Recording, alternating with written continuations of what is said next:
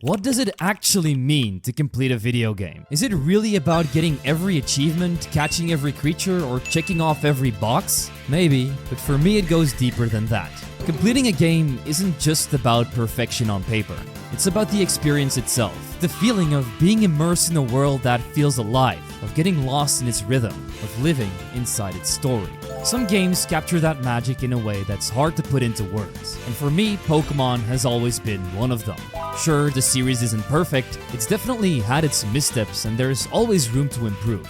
But that doesn't stop me from falling in love with the world it creates. So in this Pokémon Legends ZA 100% run, I'm not just chasing numbers and trophies. I'm exploring, appreciating, and truly completing the journey in every sense of the word. And speaking of journeys, ours begins in a way that's anything but ordinary. The camera opens on the iconic Prism Tower, but something's not right. It's pulsing with some kind of strange energy that cuts through the skyline of Lumiose City. 3 silhouettes mention that the strongest Mega Evolution user must be found. But before we can find out any more information, we cut back to me, an aspiring young kid that's traveling to his next destination, Lumiose in the Kalos region. Without us noticing it, something strange tags along with us by jumping in my bag. When I finally arrive, I'm met with a vibrant city where people and Pokemon live in harmony. The streets glow with life, the air feels wonderful, and it feels like the perfect place for a new beginning. To our right, we see a girl recording a commercial about some place called Hotel Z, and she's got 3 Pokemon with her,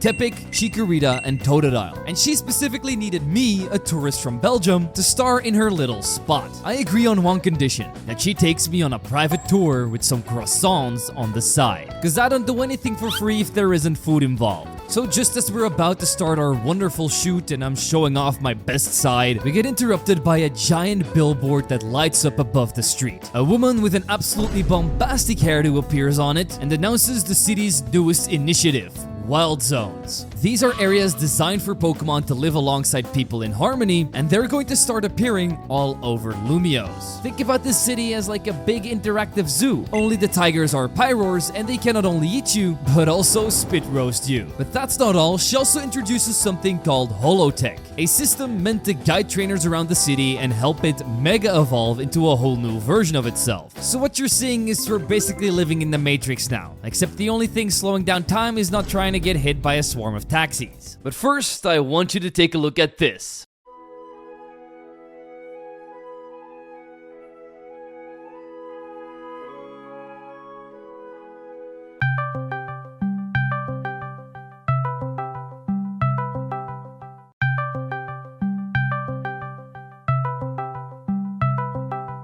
Okay, why are you calling me on my Red Magic 11 Pro on this ungodly hour? What do you mean it's time to talk about our sponsorship? Alright, fine. If you insist, let's talk about this phone because it makes staying up all night worth it. Why? Because it's basically a gaming PC inside of the palm of your hand. Meaning you can take it anywhere, anytime, even under the covers of your bed. And with the world's first mass-produced liquid cooling system, Snapdragon 8 Elite, up to 24 GB of RAM and a 24,000 RPM fan, you'll be at the perfect temperature even if your gameplay is on fire. And just look at this phone screen. It's the perfect size, crazy responsive, and anything you play on it just feels like, well, butter. And I'm not talking the greasy way. You can also make any room feel like a disco with its many customizable features, like changing the color of the RGB lights. And you know how a day consists of 24 hours? Well, this battery has a daily usage of 34.1 hours. Don't ask me how that's possible, just know that Red Magic always does the impossible. So yeah, maybe this 3 AM call wasn't so rude after all, cause now I can game under the covers, fueled by my Red Magic 11 Pro, that you can get yourself using the links in the description. When the announcement finally ends, we take a step back only to realize something's wrong. Our bag,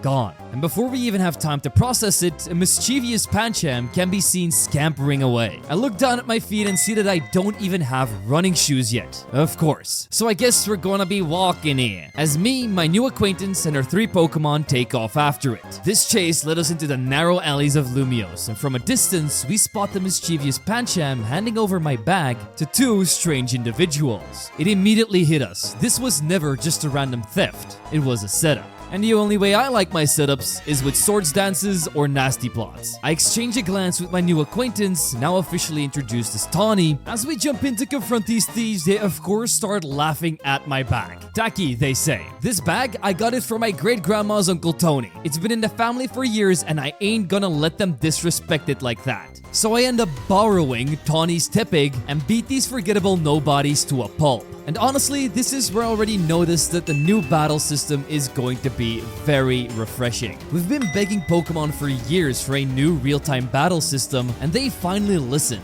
Yes, it's a first version and it's kind of clunky. Like for example, swapping out your Pokemon is not really all that beneficial because it basically always gives your opponent the opportunity to get a free attack in. However, I think if they build upon this system more and more, there could actually be something really special that comes out of it. But at least it already sort of feels like we're actual Pokemon trainers from the anime, commanding our Pokemon with precision and style. Anyway, back to our heroes. After defeating the pair, they flee the scene and we can grab our bag back. Tawny also noticed how well we synergized with our Tepig and even offers it up as a starter Pokemon for me. Now before the game was released, I was dead set on going for Totodile because it's my favorite starter out of these three, but after seeing some leaks from Mega Feraligatr, I quickly changed my mind. We follow this entire sequence up with some of the worst fizz bumps you'll see in all of gaming while the sun is starting to set around us. This is when the area around us starts lighting up red. Tawny with a concerned face says that this is a battle zone and that we need to get out of here as fast as we can because anybody you encounter can challenge you to a battle without you being able to decline. It's like those shady salespeople trying to sell vacuums at your doorstep all over again. But we gotta suck it up and get through it. While taking down some weak trainers felt pretty easy, things wouldn't stay that way. Just as we were approaching the end of the zone, we got ambushed by what seemed like a million trainers. And these weren't weaklings like the one we faced before. Tawny warned them to back off because otherwise she would have to bring out her secret weapon. And when they refused, she blasted them off just like Team Rocket with Floette's ultimate move, Light of Ruin. With my mouth still open of what we've just witnessed, she pulls me away to our safe location, Hotel Z. A place that, unlike the McDonald's behind my corner, doesn't have any customers. But it does have the largest man the world has ever seen. And his name is Z-A. And his length isn't the only thing that's big, if you know what I mean. No, you perverts, I'm of course talking about his age because he's apparently 3,000 years old, making him one of the wisest people you can probably get advice from. Actually, let me take that back. Nobody gives better advice than Uncle Iroh from Avatar: The Last Airbender. But he's at least the same amount of nice, because after relaying our entire day to him, he mentions that we must be here for some kind of reason. Does it have anything to do with a green creature crawling out of my back? I don't know, but at least we got a free room to stay in. This entire old antique getup they got going on here might not really be my style, but I'll take what I can get. Just as I was about to catch some Z's, Tawny knocks on my door and drags me up to the wonderful rooftop overlooking the city. Here we not only see the beauty of Prison Tower looming in the background, but we also learn that she owes AZ a lot for everything he's done for her. And now she wants to do right by him in return and asks me to lend a hand. And with another painfully awkward fist bump, I nod my head and agree. The next morning, I wake up and immediately check the menus, and honestly, I'm really impressed with the UI. It's simple, easy to traverse, and shows you everything you need to know. There's really nothing more I could have asked for. Upon arriving in the lobby, Tawny tells me about the Z-A Royale, a big Pokemon battle tournament that's taking Lumiose City by storm. She's been battling in it herself too, and after witnessing my epic battling skills in the flesh, she wasn't surprised to see that we got invited to the Z-A Royale as well. The bigwigs here in the city are keeping a tab on everyone.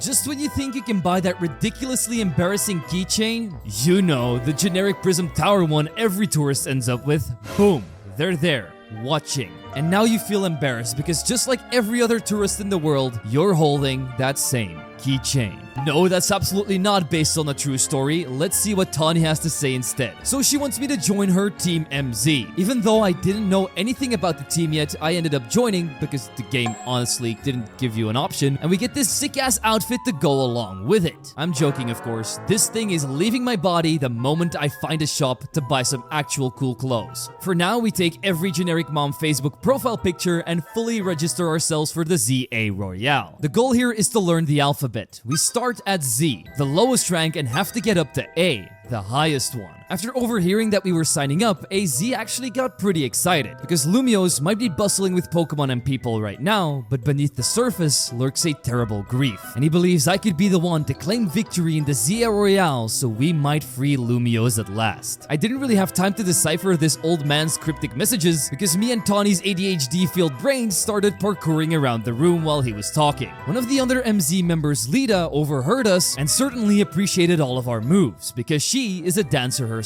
Unfortunately, we don't have too much time to socialize with her because Tawny told me to go outside so she could teach me the ropes of Pokemon battling. Little did she know I could already tie the knots, and before long, we had her Totodile and Chikorita strung together with a little help from my Tepix, Flashy Embers, and Tackles. After showing her what an amazing trainer we already were, we moved on to the streets. Never mind, I meant rooftops because our street was completely blocked off by giant boulders from all the ongoing construction. She then made me jump off of her roof just to get back to the street, and let's just say my doctor said I'd be in a cast for a few weeks. Luckily, Pokemon centers exist, and instead of putting my Pokemon in the healing machine, I just slipped my broken foot in, and boom, all patched up. The nurse also installed a Pokédex app for me here, which means it's time for our first big goal in the 100% run, snagging all 230 Pokemon this game has to offer. And no, I don't get to skip the annoying ones that only appear at 3 AM in the rain. I'm looking at you, Goodra, you slimy bastard. Now let's get to filling out that deck, shall we? Because Tawny here leads us to our first ever Wild Zone. Each Wild Zone has its own unique encounters, and this one was boasting quite a few. I'm talking Fletchling, Bunnelby,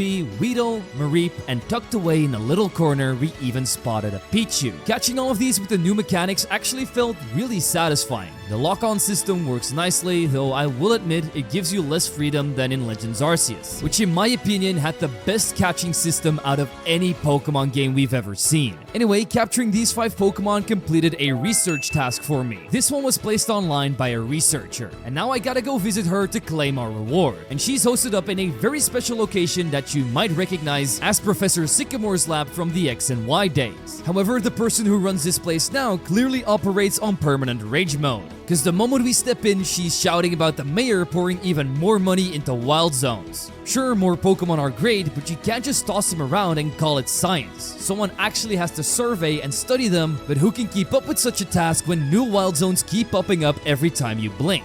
I'll tell you who's up to the task, this guy right here. Because after noticing me, she introduces herself as Mabel and asks if I'm here for the prize. After learning that I've already captured 7 different species of Pokemon, she immediately wants me to survey all the wild zones. I don't know how incapable the researchers are around here, but if 7 is a big number, I can already imagine the chaos if I ask them to count to 8. So I guess we'll be playing Ultimate Pokemon Babysitter, because the second main objective for our 100% run is finish all of Mabel's research tasks, no matter how mind-numbingly tedious they might be. Yeah, we're all looking at you, Mr. 1000 Battles task. Go sit in the corner. Nobody likes you. So what kind of research tasks are we talking about? Catch a bunch of Pokemon, track down specific types like Watering Ground for example, survey every wild zone, evolve Pokemon in weird ways, and some miscellaneous tasks that require us, benches, and a lot of people watching. But at least there's levels to this system. Literally. Each task will give you a certain amount of points and a reward, like TMs or EXP candies. But the big reward at the end is what we're all doing it for.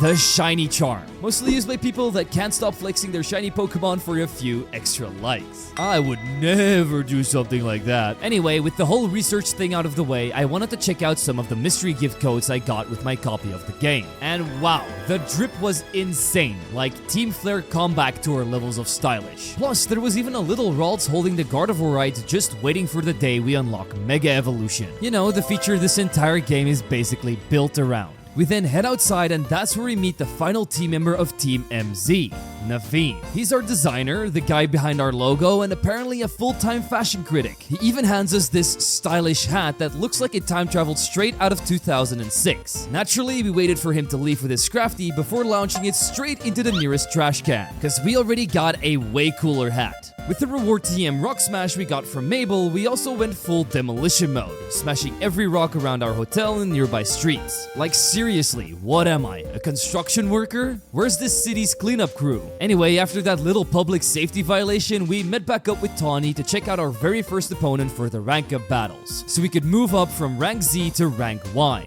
Our opponent's name? Zach.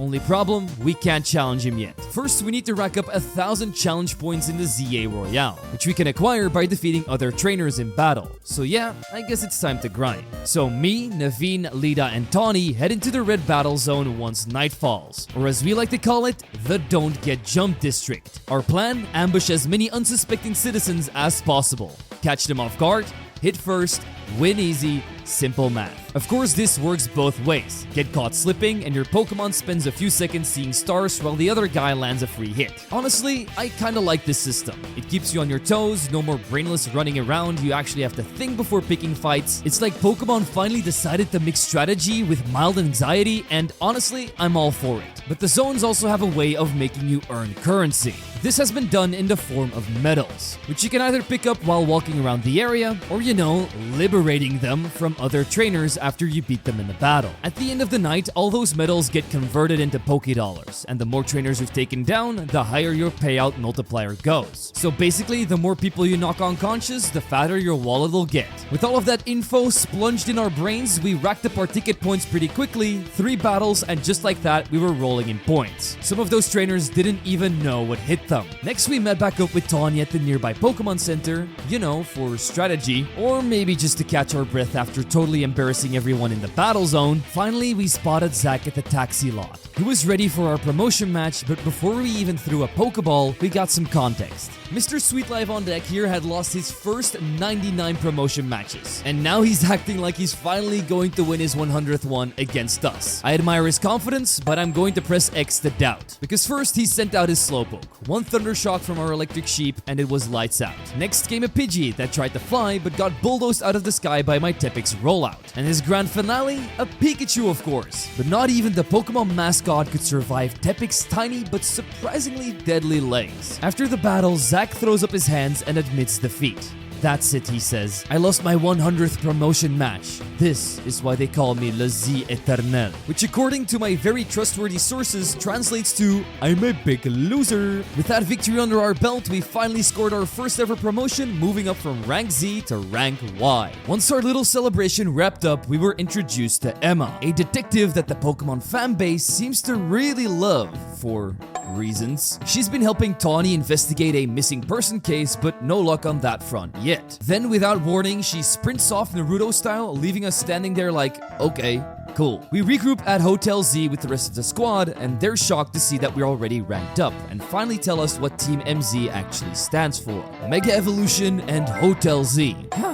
Weird. I always figured it stood for mostly 0 wins, but I guess now that we've been added, that has been totally changed. After that, we raid AZ's pantry for a massive dinner where Tawny commits what can only be described as a culinary war crime. Croissants with curry. I know any French person and Naveen would have a total meltdown after hearing those words combined. But hey, we still tortured our taste buds that entire evening and then called it a night. The next morning, while I was sleeping, our Weedle suddenly evolved into a Kakuna. This ended up being our first ever evolution, and I'm not gonna lie, I vibe with the evolution screen, but I would have preferred that you could also evolve them in the overworld. We're supposed to head out with Tawny after this for some sightseeing, but as soon as we step outside, we run into Tarragon and his construction crew. He just finished up some work outside of the hotel and immediately throws shade at us, saying that no one stays here anyway, so why bother cleaning it up? Fair point, honestly, this guy's spitting facts. He suggests getting Canary, a famous Lumiose streamer, to promote the place, or letting him and his crew fix it up with their trademark scaffolding parkours. Yeah, they don't just build things, they make obstacle courses, leaving colorful screws for people to collect and trade in for prizes. Since I'm the new kid on the block, Tarragon gives me one of the prizes early, a red canary plush. Not only is it cute, but it also boosts my Pokemon XP a little bit. And for our 100% run, we'll need to find all 100 screws for a very special reward later on. A mind-numbing task that can drive even the most sane person into madness. Once Tarragon heads out, we finally get back to what we were supposed to do. Climb the ladder nearby. Except of course, it's blocked off by this weird glowing stuff called Mega Crystals. They've been popping up all over the city, radiating some kind of mysterious energy, and we can smash them with our Pokemon to gather resources for some sweet rewards later. This is also going to be very important for our 100% run, but we'll save that for when we get to it. Now it's time for us to go full Ezio Auditore as we climb up onto the rooftops where the view is incredible with prison towers shining in the distance, but Tawny thought this wasn't impressive enough and decides to jump off of the 5-story roof, and just when I think she's dead, she yells up for me to jump too. This woman is crazy, so of course I hesitate to jump, but because my character would literally do anything for the huzz, we end up doing it anyway. The whole time I'm praying for some kind of invisible bouncy castle to break my fall, but turns out it's way less magical than that. Our Rodon phone has an emergency safety feature that saves you whenever you're about to, well, die. We land in Wild Zone 2, and it's all calm water, birds chirping, total peace, until this group of Magikarps decided to throw fins. So I do what any sane trainer would do, yeet a Pokeball and claim one as punishment. Then I catch a Binacle and a Patrat as well just to assert dominance. We walked out of there like absolute kings of the block, and obviously celebrated the only way true champions do, with ice cream. Except mine had a Quick Claw hidden inside it. I nearly choked and considered starting a lawsuit, but Tawny calmed me down by dragging me to her favorite food truck, Le Nouveau Café. One flamethrower coffee later and I was too caffeinated to remember why I was mad. While we were admiring the view of Prison Tower, our peaceful moment got body slammed by this absolute tank of a man named Vinny. Turns out he's some big shot from Quasartico Incorporation, the company behind Lumiose's endless construction chaos. He apologizes for the inconvenience and casually mentions Prison Towers being closed for renovations. Great. Thanks, Vinny. After that, Tawny takes me to the Looker Bureau to meet back up with Emma, but on the way we run into a crowd surrounding an even bigger guy named Ivor. This guy looks like he could crush a Pokeball just with his biceps, and he's the leader of the Fists of Justice. And honestly, he might be the best character in all of ZA. His whole thing is that people shouldn't rely on wild zones, they should rely on themselves. Train your Pokemon, but also your fists, he says. This man legit wants the citizens to suplex a Snorlax. Naturally, me and Tawny tell him that's ridiculous, and his student Jose, the 5th strongest disciple, challenges me to a battle to prove us wrong. Spoiler, she picked the wrong routes to mess with. We humiliated her in front of the entire crowd, but Ivor was so impressed that he asked me what my Z-A Royale rank was. And when I answered with Y, his jaw dropped. I guess brains really are the ultimate stat boost, but I guess he's still yet to learn a move like that. After this entire charade, Tawny heads off to the Looker Bureau, while I stick around to finish up Wild Zone 3, catching a Skidoo, Flabebe, Litleo, Pikachu, and Esper. The place also had these weird vines that could only be burned away with fire-type moves, super sus, but it's also the shiny hunting spot. You just run up and down these stairs to respawn Pokemon super fast, and shinies never despawn, so after a couple of hours you could have a small glitter army ready for your command. Lazy? Maybe. Efficient? Absolutely. After claiming my level 3 research reward, I finally joined Tawny and Emma at the Looker Bureau, where Emma was, of course, sleeping on the job. Doesn't matter though, because apparently she is the job, as she's the only one that handles requests from the citizens. But she saw some potential in me and recruits me as her new ace detective, which unlocks a bunch of side missions. 119 in total for that sweet 100% completion we're after. These range from helping people find their lost Pokemon to solving petty arguments about who ate whose baguettes. This brings us to Mission 1. Big Bunnelby, like boss fight big, and they call these big-ass Pokemon Alphas, which returned from Pokémon Legends Arceus. They're basically huge, angry versions of regular Pokemon that glow red and act like they skipped Leg Day, but not Rage Day. After some struggling, we crushed it anyway and got our first quest cleared. After that, I tried one of those parkour challenges everyone's been raving about and nearly broke both of my legs, only to realize that I couldn't even finish it. The colorful screws I needed were in unreachable spots, so I guess skill issue and progress lock, but I'm pretty sure I need a new feature in order to get to them. So instead, I headed to the cemetery for side quest number 2, where a lady's wedding ring got stolen by a gremlin Sableye. I tracked it down, caught it, returned the ring, and even found a Ghastly and a Spinarak hanging out, literally. Cute little touches that made the area feel alive, or unalive.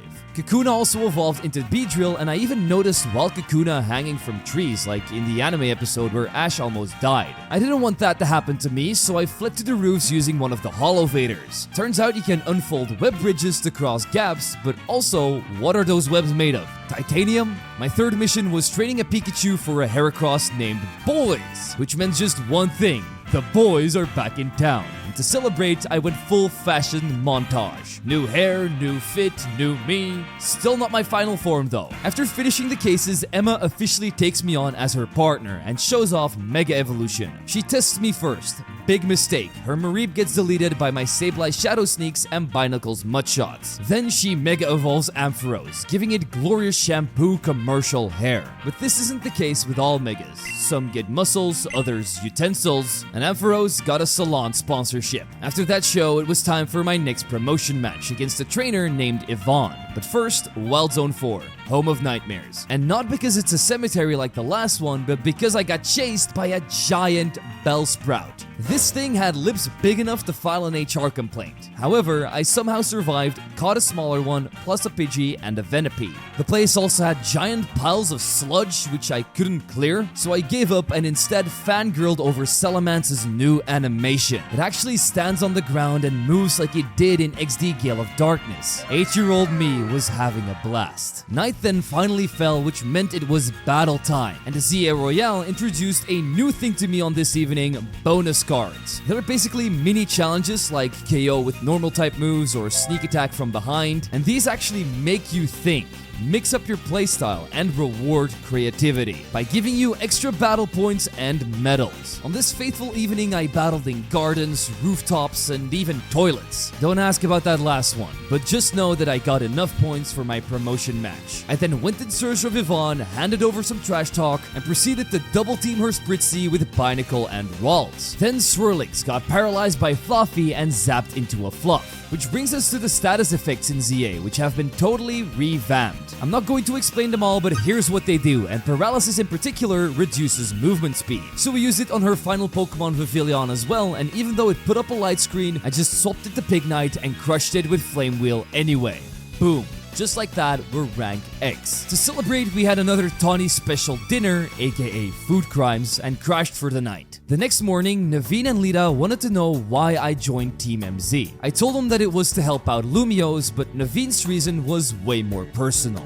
But he wouldn't talk about it unless we beat him in a Pokemon battle. So we scrapped it out outside after squashing his Spinarak, Sableye, and Scraggy, and then we get his tragic backstory. Turns out his grandma didn't approve of his fashion dreams, so she trashed his sewing kit, which prompted him to run away. That's when Tawny found him and brought him to Hotel Z, which ever since then has been his secret art studio. With all of that out of the way, we got a notification for our next opponent, Zavi. That was a problem for future me because this day was just getting started. First things first, I grabbed myself some fashionable earrings. After that, I started grinding through more citizen requests. Mission 11 had me give a Skiddo to a woman so she could turn its leaves into a perfume that smelled like freshly mowed grass. A fragrance that would make any dad incredibly happy. Mission 16, a Budju fashion show. Easy win for me, my little green supermodel absolutely slayed the runway and left all the other contestants crying. Mission 6 was a trainer who only used ranged attacks, so I did what any mature person would do, got right up in his face and shattered his entire belief system.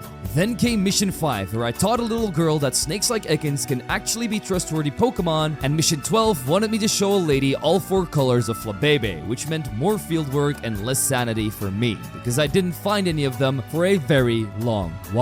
For Mission 8, I needed to save a sick Fennekin by finding some revitalizing twigs. I had no idea where those were, but I guess we'll come across them when we do. Somewhere along the way, I also made the terrible mistake of telling Nurse Joy my real birthday. If I just said that it was today, I could have milked a free gift out of it. Rookie mistake. Oh, and Metagross also finally looks like its old self again. Shiny, metallic, and ready to commit some tax fraud. Anyway, I finally got my first colorful screw after finishing a parkour that didn't require me to break both of my legs. To celebrate, I bought some new sneakers. Mainly for running away from that Bellsprout that tried to murder me earlier. This time though, me and Pignite took it down, caught it, and turned it into the biggest Weeping Bell you've ever seen. That same night in the Z-A Royale, I used my new squad to crush everyone and hit Research level 9, while racking up all the battle points I needed for my next promotion match. Before that though, I grabbed an Alpha Litleo and a Pancham to beef up my team and got ready to face one of the best midfielders of all time, Zavi. He started off by setting up hazards like spikes. They work a little different in Legends ZA, almost like battlefield traps that chip away at your Pokemon the longer they stand in them. It's basically the game's version of the floor is lava, except it actually is. Navigating my team members took a little bit to get used to, but I like the added challenge it gives. The rest of the fight became kind of trivial, with his Venipede getting roasted by Litleo, Kadabra got paralyzed by Fluffy, and Pignite mowed down the rest like a lawn on Saturday morning. With that W secured, we also got promoted to rank W, and after eating that disgusting croissant with curry yet again, we would wake up the next morning and have a little chat with Lita about how the hotel doesn't get any guests. She even asks AZ if that bothers him, but the guy's completely chill about it. Apparently, this place was supposed to be his quiet retirement home, and more guests would just mean more noise, more work, and fewer naps. Honestly, respectable. Lina then heads off to practice but forgets her stuff, so we're tasked with bringing it back. Naturally, I immediately get distracted and wander straight into Wild Zone 6. This place was stacked with new Pokemon for me to capture. I'm talking Baniri, Houndour, Meditite, but the worst of them all, Houndoom,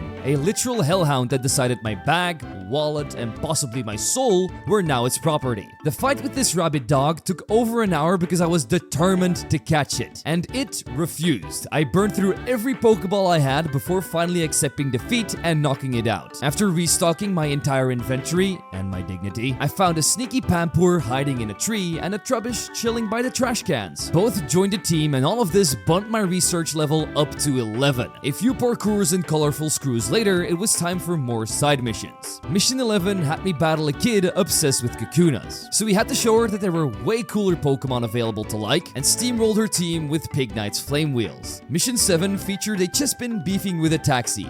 Don't ask. So naturally, I had to step in and showed it what a real fight looks like, and it actually joined my team out of pure respect. Mission 4 included a lazy construction worker and an unfinished Holovator. One ass whooping later, and suddenly he's Employee of the Month. I made it to the rooftop, snatched a bunch of Mega Shards, and nearly became a human pancake while trying to catch an Emolga. No, seriously, I almost fell off, but somehow I grabbed the edge and lived the fight another day. Mission 15 had me squaring off against a woman and her ridiculously overprotective Audino. Thanks to that battle, my Venipede got enough experience so that it would evolve into Whirlipede. On side mission 14, I had to escort a Slurpuff to its favorite cafe, just so it could inhale 1,000,000 macarons. Yes, 1,000,000. Don't ask me how many calories that is, because I'm still recovering from what I saw. I mean, how could anybody even like macarons in the first place? A mystery to me, but mission 9 wasn't, because here we needed to do pure parkour chaos. I had to complete not one,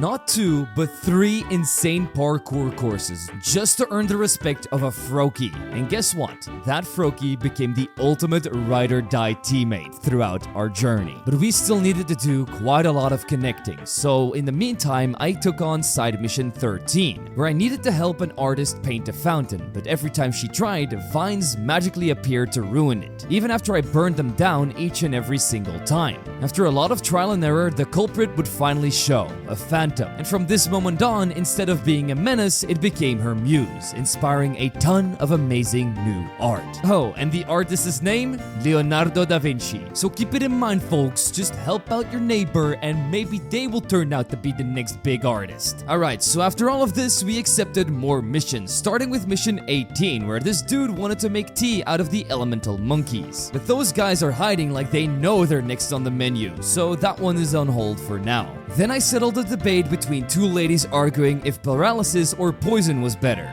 I promptly showed them that both were trash. Burn gang for life. Another guy also thought his berries could save the world. Spoiler alert, they couldn't even save him from my Pignite's hooves. And after hitting research level 12, Mabel gave me the classic Kanto starter choice, and come on, I obviously picked Charmander. My boys already got 2 megas named after letters, and knowing the Pokemon Company, they're probably busy giving him the entire alphabet next. Then this lady claimed she saw a shiny Mareep somewhere in Wild Zone 1. Either she's colorblind, or I'm going to get very lucky. I started searching among the rooftops, captured a big-ass Pidgey there, and then found the sleepy sheep, captured it instantly, and used its wool to craft myself a pink Minecraft bed. After that, I evolved the Big Pidgey into Bujato and finally found Lida to return all her stuff. We also learned quite a lot about her here. She and her Staryu are aspiring dancers who came to Lumiose to attend dance school so she could follow in the footsteps of her big idol. But her roommate bailed, rent was due, and she ended up joining Team MZ to keep a roof over her head. The classic Lumiose hustle hits everyone, and she also wanted to battle me as a warm-up, but her team was not giving dancer energy. I mean, a Clauncher, a Vanillite, and a Staryu,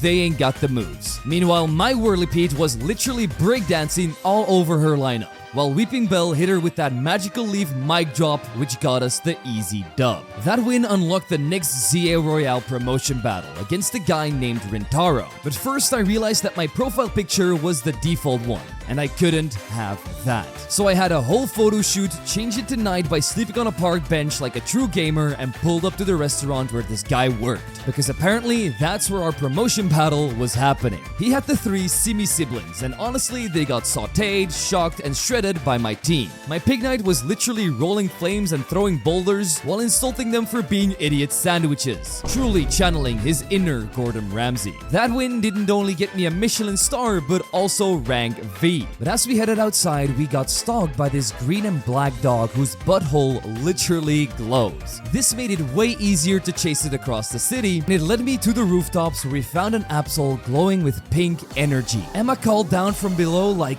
"Yo, that thing is about to Mega Evolve. Watch out." Luckily, AZ showed up, handed me a Mega Ring and his Lucario so we could tag team it together in this raid style battle. And here's how it works. The wild Mega Pokemon has a massive health bar, and every hit you land drops Mega Power, which charges your Mega Ring so you can Mega Evolve your Pokemon too. As the battle goes on, it keeps switching phases, and each one gets harder, and it'll eventually charge up huge attacks that can wipe your team if you don't finish it fast. Luckily for me, this Absol didn't have any of those crazy nukes yet, so after a long fight, me and AZ's Mega Lucario finally took it down. The reward was a chef's kiss. Not only did I get the Absolite, but it also decided to join my team. So now we can use the power of Mega Evolution whenever we want. But we needed an explanation, and Emma was about to give it. Turns out we just pacified a rogue Mega Evolution, something that's been plaguing Lumiose for a while. These wild Pokemon randomly Mega Evolve and go berserk,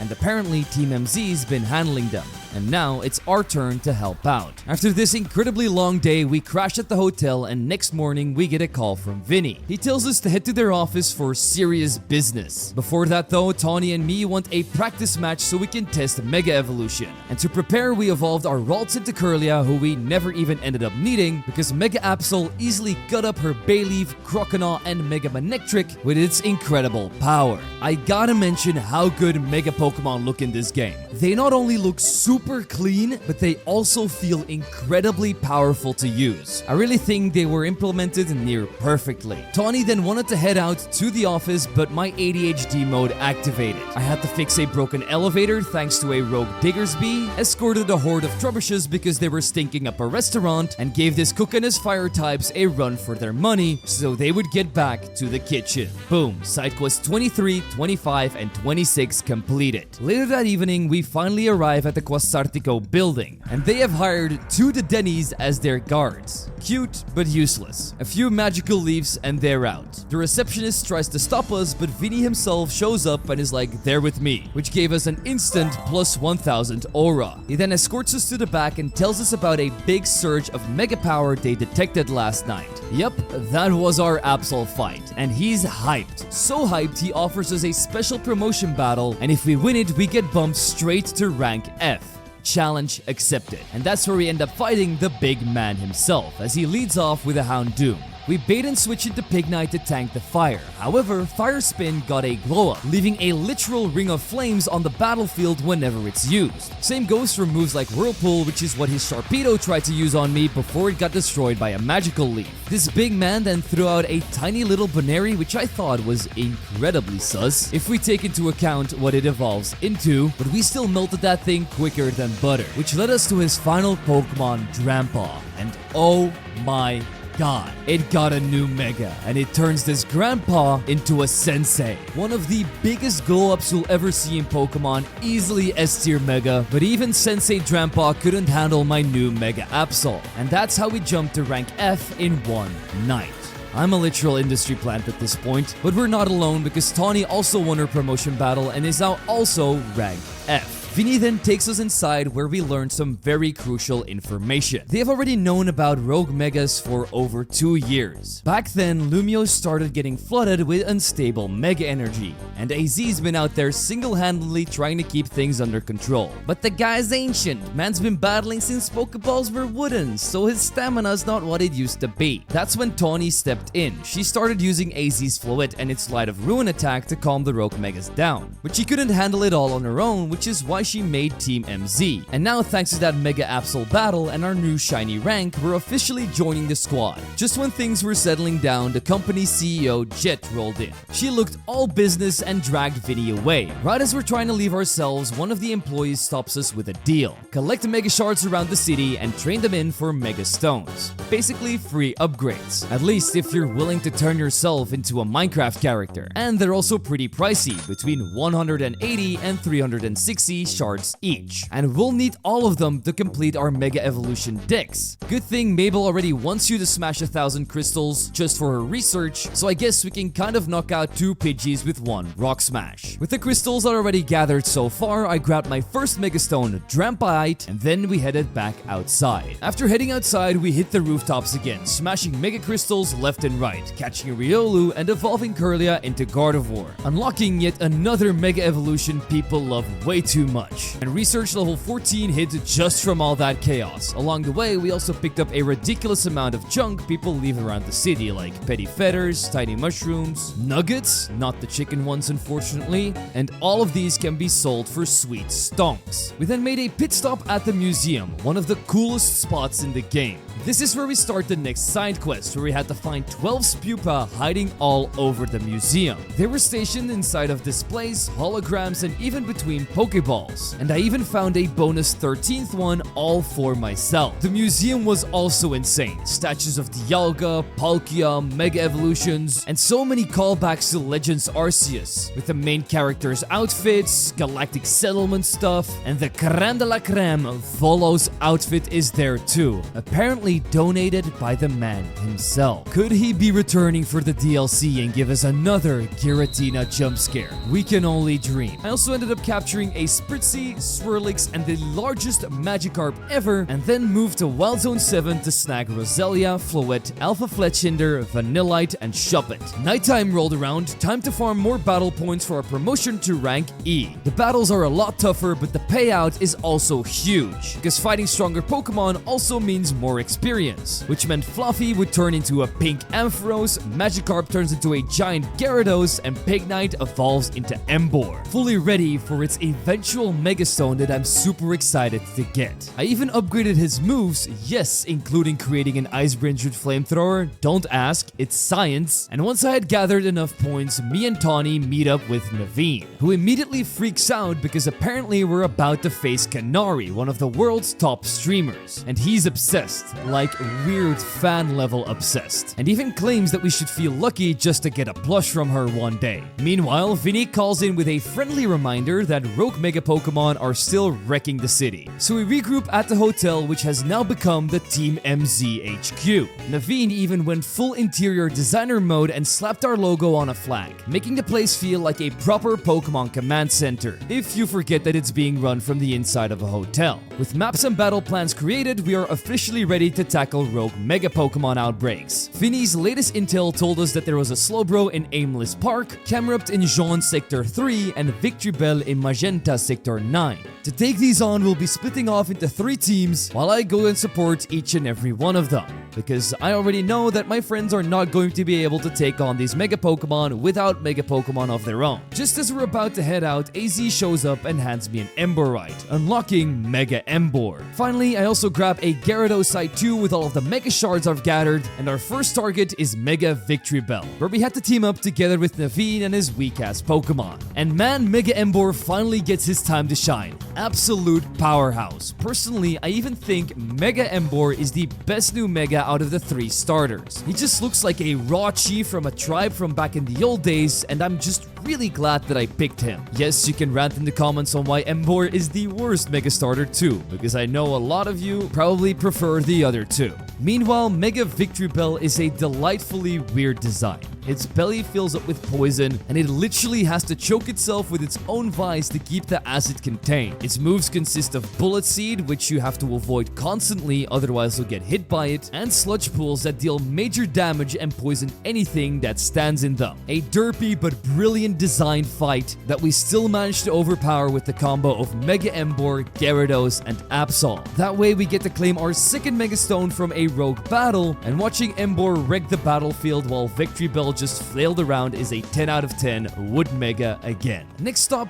the Stone Imperium, aka the city's most overpriced shopping mall. Mega Stones, fossils, evolutionary stones, you name it, they have it here. And of course, we need to get all of the former. For now, I only snag a Leaf Stone to evolve my Weeping Bell into my very own Victory Bell, as well as a Jaw Fossil for Tyrant, which we can immediately revive in Mabel's lab to complete Mission 27. And Mission 28 was beat up a normal-only trainer who clearly forgot type matchups existed. He might have had some big skill issues, but Tawny has a couple of her own as well, which is why we had to help her with handling Mega Slowbro in the park. It loved to scatter the battlefield with Whirlpool, but my big colossal Victory Bell just stands there like it's a spa, soaking it all up and healing itself with Giga Drain, all while humming some nice elevator music. Stone claimed, Slowbro can chill now, and we move on to Mega Cameron.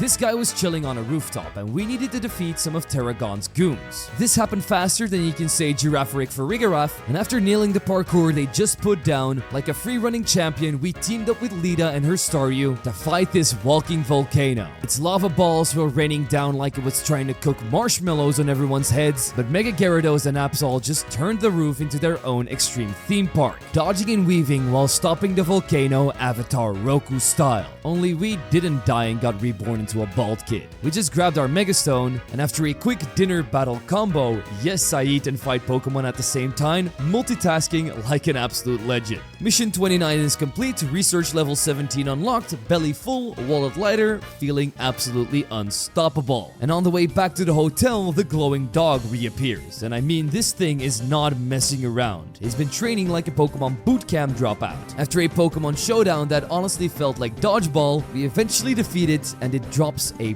pebble. A single ordinary pebble is our reward. I know, one of the moments of all time in any Pokemon game, and I definitely won't forget this happened in the future. But then, out of nowhere, a ragged man appears. He introduces himself as L, and he looks weirdly familiar, and the dog that's been stalking us is Zygarde, the Guardian of Order. L explained that it had chosen me to protect Lumiose alongside it, and after delivering that message, he vanished, leaving me to process the responsibility I had just been given. Back at the hotel, the Z-A Royale informed me that my next promotion battle would indeed be against Canary. Naveen knew where she would be holding a fan meetup, but only revealed the location after I defeated him in battle. His trash team was dealt with in around 2 seconds. We then learned that the fan meet itself was set up to award a wish or a plush to the super fan who performed best during her event, which meant we could ask for our promotion battle if we proved that we're her biggest fan. But I wasn't going to study up on all of her lore, so I guess Naveen is going to have to give us all of the information via our earpiece. Now, I could have headed straight to Canary's fan meet, but I needed to finish some side missions first. One of them involved showing a woman that being close to your Pokemon doesn't automatically make you unstoppable, which completed mission 36 for me, and at the same cafe she was at, I took some wonderful photos with Riolu and enjoyed a few very strong coffees that boosted our friendship levels. Next, I captured a Hippopotas and Audino in Wild Zone 7, plus explored the newly unlocked Wild Zone 9. This vertical area required a lot of climbing, which was definitely quite dangerous, but the rewards were substantial, as I managed to capture a Kadabra, Carbink, and an Alpha Meowstic along with a significant number of Mega Shards. Then I met up with Naveen in front of the power plant, apparently the top secret venue for Canary's hidden fan meet. He leaned in and whispered the password like it was some elite spy mission. Let's go Dynamo. So we joined the sea of adoring and terrifyingly obsessed fans gathering around her stage. One guy even tried to gatekeep me, but mid-sentence, his geeky speech got interrupted by the announcement that Canary was here. Well, sort of. It was a hologram. Classic streamer move. The first round of this contest was a quiz all about her streams and favorite things. I had no idea what she was talking about, so I just copied the superfan next to me and boom, easy win. I guess cheating sometimes does pay off. But that got me into round 2, bringing her Electros' favorite snack back to her. Naveen immediately knew what it was, so we rushed to Café Galant to grab a slightly burned Super Lumiose galette. On the way, my Charmeleon evolved into Charizard, peak timing because if anyone's stealing the spotlight from Canary, it's going to be me. We got the snack right, leaving only me and the super fan for the finals. Final round, a battle. His team was all electric types, Helioptile, Emolga, and Raichu. Therefore, I unleashed my Mega Charizard X to turn them into crispy batteries. Afterwards, there was one last question: where did she get her first laptop? Easy, her grandpa. And that's how a fake fan wins the entire contest. My prize, a promotion battle which she reluctantly agreed to. And the meeting spot, Racine Construction. Naturally, I got distracted again and had to complete mission 37, which had me helping out a group of Binacle hijack a boat like actual pirates. Mission 38, 2 cocky trainers who relied on status moves. We easily wiped them out. Then mission 40, Ampharos needed to zap a broken Holovator back to life. Along the way, I caught a Staryu in Wild Zone 2 and grabbed a bunch of colorful screws to bring back to Racine Construction. When I arrived, Terragon was waiting. He'd been watching Canary's stream and already knew why I was there. Very suspicious, but the only way he'd spill any info was if I beat him in a battle. So we went to his garage where he threw out his Hippowdon. It opened up with some hazards by setting up Stealth Rocks, but Victory Bell just slurped its HP back up with Giga Drain. Then I would bring in my Mega Evolved Gyarados to drown his Diggersby, and just when I thought it was over, he touched the keystone on his hard hat when Excadrill hit the field. I was over the moon, or should I say under the ground, to see that this thing had gotten a new Mega Evolution, because it literally turned into a drill, and I loved it. Genius design, but even so, Gyarados had to crush it under a few waves and whirlpools. After the fight, Terragon revealed the big twist. He wasn't just Canary's grandpa, he was the hologram running her events. Canary's just too busy gaming to show up in person half the time, so grandpa fills in. Honestly, iconic. Goated grandpa. But he also led me to the back of the garage where I found her mid-stream. Her room looked like any Pokemon streamer's room, let's be honest. But when she noticed me, she quickly went offline with her grandpa and the construction crew acting as our live audience and film crew. The online match of the century would then start as she led off with her Heliolisk, which easily got drained by Victory Bell after I set up some toxic spikes too. These also affected Ampharos as it ran straight into them and poisoned him too, and a couple of sludge bombs later it would be defeated. Stunfisk got tag teamed by Victory Bell and Gardevoir, which only left her ace Electros. And sure enough, this thing also had a new Mega form if her outfit didn't already give it away. The design was amazing, battery themed with a plus and minus port where its arms used to be, while keeping that floaty levitate feeling so that it still feels like it has its ability. It was also pretty powerful, even blasting my Mega Charizard out of the sky, but I still had enough Mega Energy left for Emboar. Yes, she can Mega Evolve twice in the same match in this game, absolutely amazing by the way, and with a couple of fiery swings of its staff, we stepped in and finished the job. Rank E unlocked. Canary didn't take the loss too well though, definitely showing her too many hours on Overwatch side, but she promised to get stronger and even handed me an autographed plush. I gave it to Naveen, who practically burst into tears. Truly, the healing power of celebrity merch. The next day, Vinny hit us up with some new intel. 3 new rogue megas were on the loose. Beedrill in Sector 5 at the Vert District, Holucha in Sector 3 of Magenta, et Banette in Sector 9 au Jaune. Time to split up again and handle la bousiness. But those rogue megas could wait, because I had side content to destroy. First up, I took down a trap specialist with Mega Gardevoir and then a fairy type expert for side missions 41 and 42. I went full crazy fan mode and showed up at Canary Studio unannounced. Yeah. That didn't end well. Security had me out the door in seconds, but not before I could swipe a hidden colorful screw.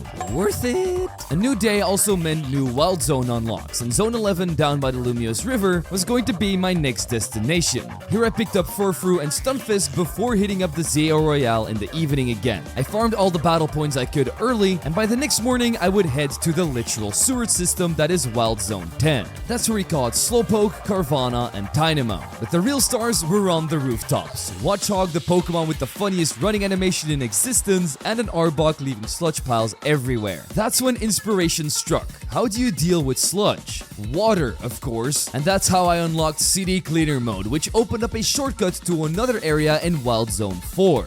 This led me to a little courtyard where I caught an Alpha Whirlipede, Electrike, and Abra, but most importantly, I finally found those revitalizing twigs to heal that sick Fennekin from way back. We patched it up like some Pokévet Witch Doctor and it joined the team. Mission 8 complete. Mission 39 was next, trading a regular Slowpoke for a Galarian one. Then for mission 24, I had to trade an Abra for Riolu so this kid could play hide and seek with it. Unfortunately, my Abra instantly teleported away, so yeah, that kid's probably still looking for it. Mission 35 took a weird turn.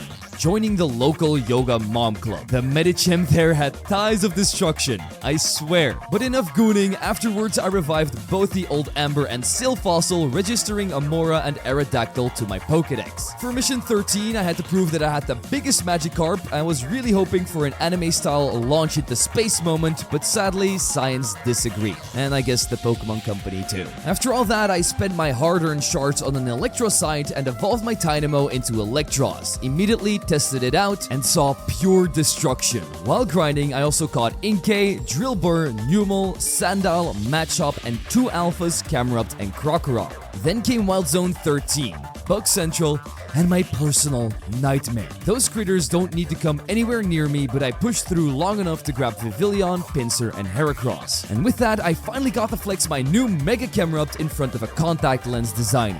Yes, that's a real mission. She rewarded me with new eye color options and mission 30 completion. Immediately, she would ask to see another Mega, Sableye this time, but I didn't have the facilities for that, big man, so we'll come back to it once we can grab its Mega Stone. Mission 43 turned me into pest control. Some guy's garden was being eaten by a giant Weedle, but right when I was about to take it out, he yelled stop and decided to keep it as a pet. Okay then, mission 34, crush the little kid's walls, don't ask. And that was enough side content for now. Time for some actual mega chaos. First up, Mega Banette. I teamed up with Naveen and this thing is peak nightmare fuel. Zipper popping open, creepy grin, the works. It loved cloning itself, vanishing with phantom force, and confusing my team. Basically acting like a horror movie ghost. But when you've got a Mega Gyarados that shrugs off ghost type moves and bites back with stab crunches, it's easy work. Ain't nobody gonna haunt me tonight, and certainly not a Banette. With its Megastone secured, L showed up with his Zygarde. He mentions that Zygarde actually can Mega Evolve, which is why it's been testing us, to see if we can support it when the time comes. No idea what he really means by this, but he also mentions that he doesn't know why Emma the detective has been hunting him. All of these questions definitely made my intrigue levels rise, but we wouldn't get answers to all of this immediately, because we needed to meet up with Tawny on the rooftops near Hotel Z, where she finally handed me the new Rotom Float app, which lets you hover across short gaps. Super handy for parkour and rooftop shortcuts, and it actually unlocks quite a few colorful screws if you were wondering. Not long after, we found our next target, Mega Beedrill. You already know how it goes, it's a glass cannon, and even though it tried to hit me with its giant ass pin missiles and lunged at me with its stinger, we still had 2 giant flamethrowers on our side that could wipe out any wasp nest. Beedrill I'd acquired onto Lita, who tracked down the rogue Mega Hawlucha to another set of rooftops. At first, we only found its caretaker, who said it hadn't been seen all day. Then the sky shook, Mega Energy surge, and there it was, the luchador himself, mask gleaming, muscles flexing, straight out of Despicable Me 2. Welcome back, El Macho. Let's be serious for a second. Mega Hawlucha looked incredible. Golden mask, full wrestling aura. It really felt like he had been turned from a wimp to a champion. But that didn't really translate into its battling style, as it chased me around real slowly, like Peter Griffin trying to chase around that big yellow chicken. Only Hawlucha was just way too slow to hit me. And we wouldn't even see its Mega Attack in action because each time it would charge it up, I countered it with Mega Electros' Thunder Punches. Easy. Belt claimed, as well as its Megastone. I should have gone back to the hotel right there and then, but nope. I heard they had turned one of Lumiose's parks into a full-on winter wonderland habitat. How? How does the city have time for this, but they can't even clean up a road? This is way too realistic to me since I live in Belgium and everything is always under construction. Anyway, I wasn't complaining because I caught Snover, Snorunt, Abomasnow, Vanillite, Go-Goat, Machoke, and the most annoying thing ever, Delibird. It kept vanishing like it was teleporting between small Santas, but eventually I also managed to capture this, and I even replayed Titanic with Avalugg as the iceberg. A very, very angry iceberg. No wonder that boat sunk. I evolved Inkay into Malamar, yes, by holding the switch upside down, and that got me to research level 25. Halfway there, though, let's be honest, it doesn't feel like halfway at all, because the hardest things are yet to be done. Then I got curious about Legends Z-A Battle Royale mode, and oh man, it's addictive. Here's how it works. Just like in the Z-A Royale, you start at rank Z and aim to reach rank A. Battles are 4-player free-for-alls, each using 3 Pokemon, and you score points for KOs, Mega Evolution, and other tiny things. Most people were clueless in the early ranks, so my core trio, Gyarados, Emboar, and Victreebel cleaned house. 5 wins out of 6 matches in under half an hour, and I already reached rank K, unlocking the incredible Greninjite. And yeah, some players complain that Mega Greninja being locked behind a rank mode is unfair, but I kinda love it. It gives you an incentive to actually play the online mode. And as I said, it doesn't even take more than an hour to get it. If you look at games like Call of Duty where you need to grind 20 plus hours just for a new gun, this is child's play. So naturally, I caught a Froakie, evolved it into Frogadier, and added it to the squad immediately.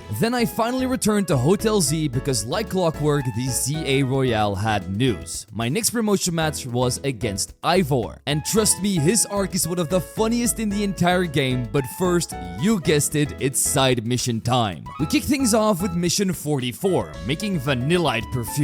And I swear, if Game Freak doesn't start selling these in real life, they're missing out on millions. Who doesn't want to smell like an ice cream cone? Then I completed mission 47, where I literally taught a cider how to give Furfrou haircuts. I mean, my family's full of hairdressers, so naturally we're just passing down the craft to bug Pokemon now, and now we can make fashion statements with our wonderful Furfrous. Next up, mission 46. A delivery guy wanted to swap out Talonflame for Pidgeot, but bro, Pidgeot is slower than my grandma's Cargo. Stick to the Firebird. We also gathered up some more shards, so we finally bought the Sablonite. We flexed it to the contact lens designer, and boom, mission 31 done. She immediately asked to see Mega Medicham next for inspiration. Sure, lady, we all know what you're looking at, but those ties are mine. Anyway, we grabbed a few more colorful screws, evolved some more mons like Starmie and Frostlass, and made my way to Ivor's Fist of Justice dojo. This place greets me with a familiar face, Jose, who I smacked down for the second time. She also explains these special seeds of mastery that can upgrade your moves into plus moves, basically steroids for attacks. Then out of nowhere, in walks Ivor, yelling his sister's name. Gwyn, he shouts, like he's auditioning for your local soap series. This man doesn't own a Rotom phone because, quote, they break when I touch them. Bro's hands are literally public safety hazards, but at least he agrees to battle me, but only after we help him find his sister. So I evolve Frogadier into Greninja to help me look for clues, and honestly, this might be one of my favorite Pokemon now. The amount of personality Greninja has is actually insane. He's just a goofy little frog who thinks he's the coolest ninja alive, so we took some absolute banger photos together and knocked out 2 quick side missions. One where we had to stop this woman literally draining the life out of people like she was auditioning to be a vampire, and another where we saved a poor dude tied to a tree by a gang of Spinneracks. This man was seconds away from becoming dinner. I'm telling you, spiders are the devil. Anyway, we needed help finding Gwyn, so who better than Detective Emma herself? We filled her in on the situation, and together we started tracking down clues about where she might have gone. Our search took us all over. Fountains, coffee trucks, random street corners, but eventually we had some information about her best friend, Canary. Yeah, that Canary. Ivor being Ivor immediately got way too loose, and the two of them had a full-blown argument in front of everyone because he barged into her streaming room without any warning. But after cooling off and probably reading chat flaming her, Canary said she might have some info if I beat her again. So naturally we threw hands in the warehouse and I sent her team straight back to the respawn screen. When she was done taking that L, she told us Gwyn had been talking about finding a place that can be found, somewhere where the X, Y, and Z axes don't meet. Apparently, she wanted to defeat a Pokemon whose type her partner was weak to. Since her partner is a Chandelure, that made it pretty obvious. She had to be near the Clawitzer fountain. So the three of us headed there straight away, leaving Canary to go rage stream about it later. We got there, but no Gwyn, just running water. I suggest drinking it all, and Ivor's actually down to do it. Emma nearly tackles him to stop him, and then he's like, okay fine, I'll just punch it, and winds up his giant justice fist like he's about to commit a war crime on public property. Emma has to step in again, yelling, No, you can't just punch city infrastructure. That's not how we solve things around here. So there we are, standing around like three idiots staring at a fountain, until it hits me. Boom! Ice beam, the whole thing, water drains, and what do you know, secret sewer entrance unlocked. This is where Gwyn was probably hiding. Our squad dives in, capturing new Pokemon like Noibat and Scraggy, and eventually even hitting a locked gate. Ivor's like, Justice Punch? Emma's like, city property? No. So we end up chasing after a Klefki to open it, but none of its keys work, so Ivor does what Ivor does best, becoming the key. One Justice Punch later, gate gone, sewer open, forget about all those Mega Stones, this man's fists are the real Mega Evolution. We explore deeper, catch Litwick and Skrelp, and finally find Gwyn hiding behind an illusion wall that Ivor obviously tried to punch through again. Why was Gwyn down here? We don't know, and she only agrees to tell us if we can beat her in a Pokemon battle first. So we accept her challenge and she opens up with Banette and Gourgeist. Both get sent to the Shadow Realm with courtesy of Greninja and Emboar.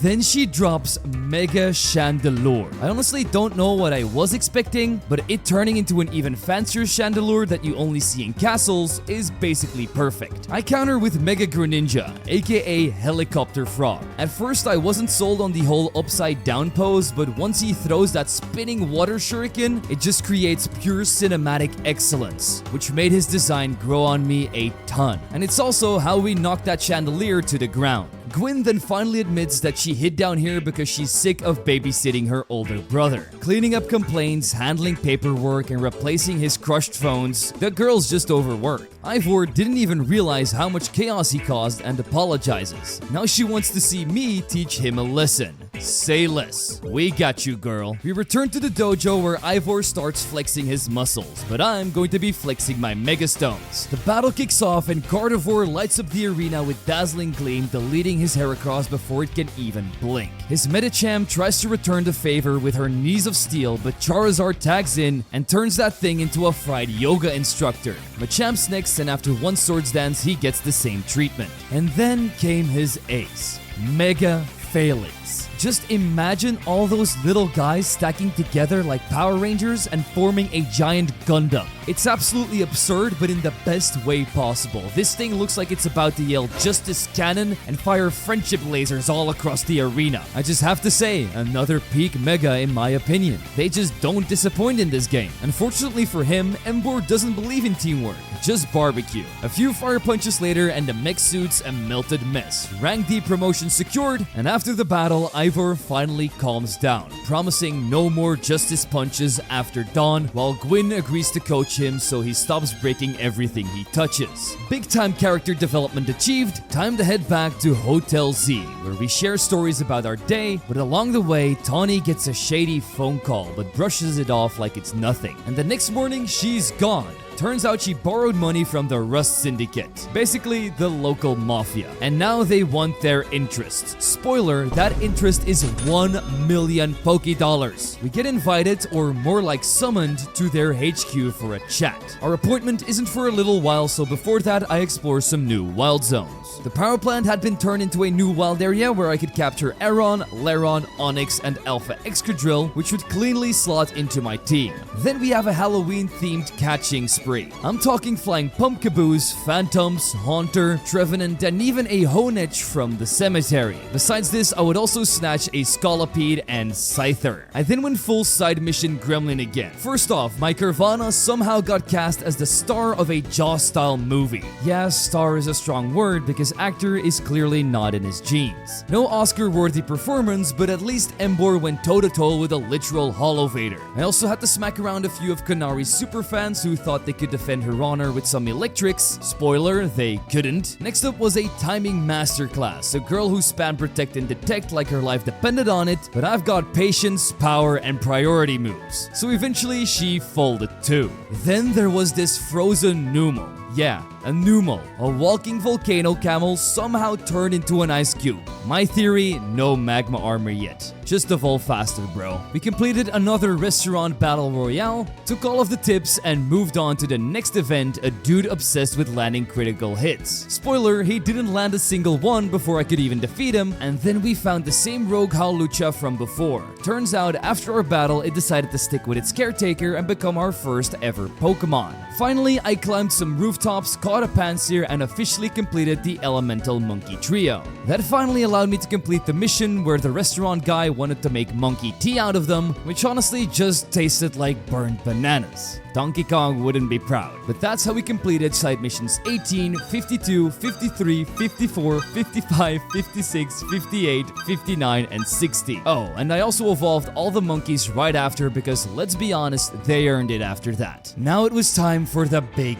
meeting. We headed over to the Rust Syndicate's HQ, where two guards stop us at the door, both acting like they're auditioning for the Sopranos movie. I'm serious, like what is this guy's eyebrow up to? He never drops it. Anyway, we clapped him easily, which got the attention of their superior, Felipe, the Steel-type lieutenant. He's mad we beat his men but respects the hustle, so he challenges us himself and the dude sends out a Steelix and Scizor, but Mega Greninja and Emboar wipe them out in seconds. Then he drops Mega Skarmory. I mean, it's got gold armor, polished wings, deadly talents, straight up a luxury styled bird. They could sell this thing in a Gucci store. S-tier design, no notes. We still take it down quite easily with Emboar, and then he grants us entry to the real boss, Corbo. And this man, he's him. Sharp suit, sharper eyes, talks smooth, but every word feels like a threat. Yeah, I can see why the entire community is bawling over this guy, but he lays out Tawny's contract, a 100k loan that ballooned into a 1 million in interest within a week. The man's 10 times worse as banks these days, but at least he offers us a deal.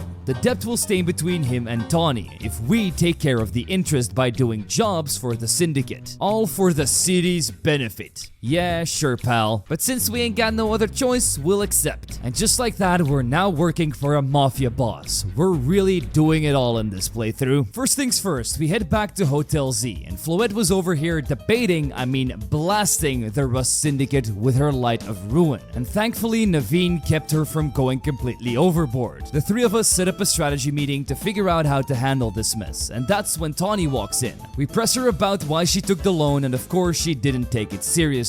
Only after reading the fine print does she notice that the ridiculous interest has been racked up. Now we all have to clean up this mess together. And while we're waiting for a call from Corbo, Vinny calls in with new rogue mega cases. Mawile in Magenta Sector 6, Barbarical in Bleu Sector 5, et Amphareuse en Rouge Sector 6. So we split out to go and handle them yet again. First, more side quests though. I had thought one of them actually glitched into the ground, but nope, it was just a sewer spa. Enthusiast, not ideal for humans, but Pokemon seemed to love it. I also snagged a slick, goofy goober Gumi down here, also caught all of the Flababy forms and showed them off to the hairstylist to unlock insane new hair colors. We showed the contact lens designers that thick thighs save lives and unlocked all kinds of wild new contact lenses. Some of them looked absolutely insane. We also beat a Mafia grunt to access his favorite Holovator. Then I squared it to the rooftops and snagged a gigantic Bing-chilling Dedenne. I collected some screws along the way and even scared away a Delibird that was playing Santa. We gave Mert extra hairstyles for her fur-frou salon, defeated a rain-obsessed girl, chased after a rogue Dedenne on the rooftops because it was stealing people's power, and then it was time to trust the global community because I was about to do some trading evolutions. These were easy to acquire, you just had to give in their Pokédex number as the trade code, and that allowed me to get Alakazam, Gengar, Aromatisse, Slurpuff, Gourgeist, Machamp, and even a cheeky Cleffa because some jerk scammed me while I was trying to get Slurpuff. Curse that Japanese bastard! And I guess we also evolved Fennekin into Braixen and take part in another battle point grinding sesh. 38,000 of them this time, but with the upgraded bonus cards, this became a lot easier. It's been a while since I checked in on the research level, but all of our grinding had paid off because we were already at level 33. Big rewards incoming. I also grabbed one of the rare spawns in the game, Gibble, by checking underground, and then we went back to the sewers to grab an Ariados that was just hanging out there. We would then team up with Lita to fight the rogue Mega Barbaracle, and I'm not gonna lie, this might be my least favorite Mega. They honestly should have just slapped the boat on Barbaracle's back, which would have been way cooler. This entire design just feels a little over the top for me. That became even more apparent when my Mega Victory Bell made it look silly. Zygarde and L also showed up, noting that rogue Megas appeared as the prison tower renovation started too. This means Quasartico Inc. may be behind it. So while he goes and looks into this case, we have to improve so we can prove ourselves to eventually stand by Zygarde's side once the time comes. Next up, Rogue Mega Battle number 2 with Tawny versus Mawile. My Mega Excadrill finally got its time to shine, and it pierces through Mawile's thick steel hide like butter. Using Crunch and Iron Head up close were some of its main shticks. But it also had this crazy charge move that hurls hundreds of energy balls across the field. Rookie mistake, I didn't pull my Pokemon back fast enough and Excadrill ended up fainting by those, so Mega Charizard had to finish the job, Mawilite secure. Last Mega of the day, Ampharos. Not an easy climb though, because the Holovator that was leading up to it was cursed, and only Gwyn could lift it, but she demanded a rematch first. Her Banette and Gourgeist, they were handled by Gengar, Excadrill, and Greninja. Then I Mega Evolved and smacked her Gengar and Chandelure as well. Et voila! Elevator uncursed, apparently just blocked by a fan tube, because of course it was. And up we go to take on Mega Ampharos, who rains down Dragon Pulses, Thunder Strikes, and General Electric Chaos. Mega Excadrill is the GOAT though, earthquaking and drill running right through the sparks with style as we clap that silver-haired, yellow-bodied dragon.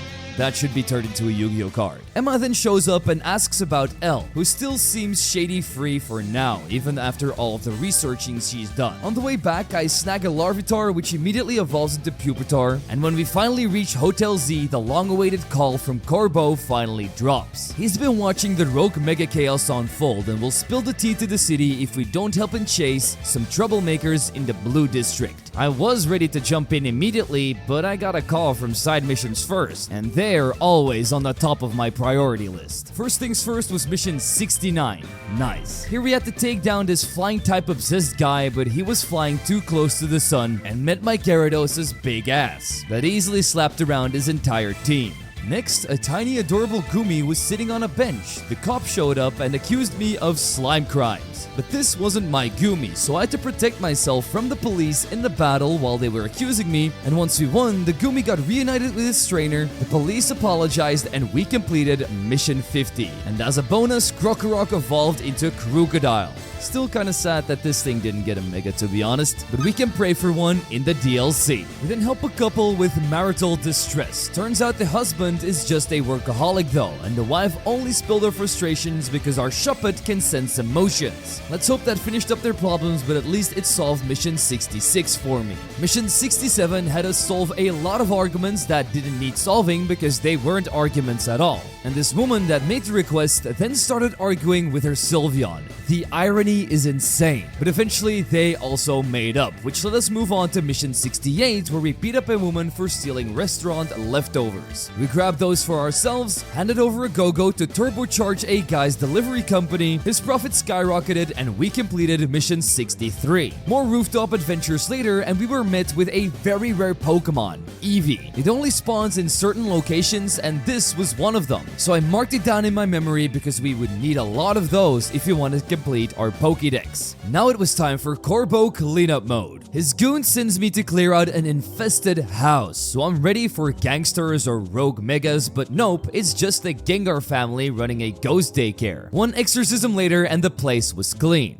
Corbo then shows up and drops his tragic backstory about not having a home. That's a real Mafia boss with feelings moment right there. And even the tenant starts to feel bad. For kicking out the ghost, that is. Because they just didn't have a home now. But there was still one Gengar yet to be cleaned up, and the tenant let him stay there forever, as they lived as a happy, ghostly family. Corbo then gets a call about an unwanted Mega Crystal infestation near the riverbank sewers. And he wanted me to go deal with it, so we went over there, and along the way, I ran into my first ever full-art shiny, and it flew away right in front of my nose. I swear to God, the person that told me that shinies were unmissable in this game was lying, because I never saw this Pidgey again. And the Mega Pidgeot would have looked so goated in my team as well. I just took out my anger on all of the Mega Crystals inside of the sewer and cleaned them out in a matter of minutes. Corbo definitely approved of that, but he also told me a big plot twist. L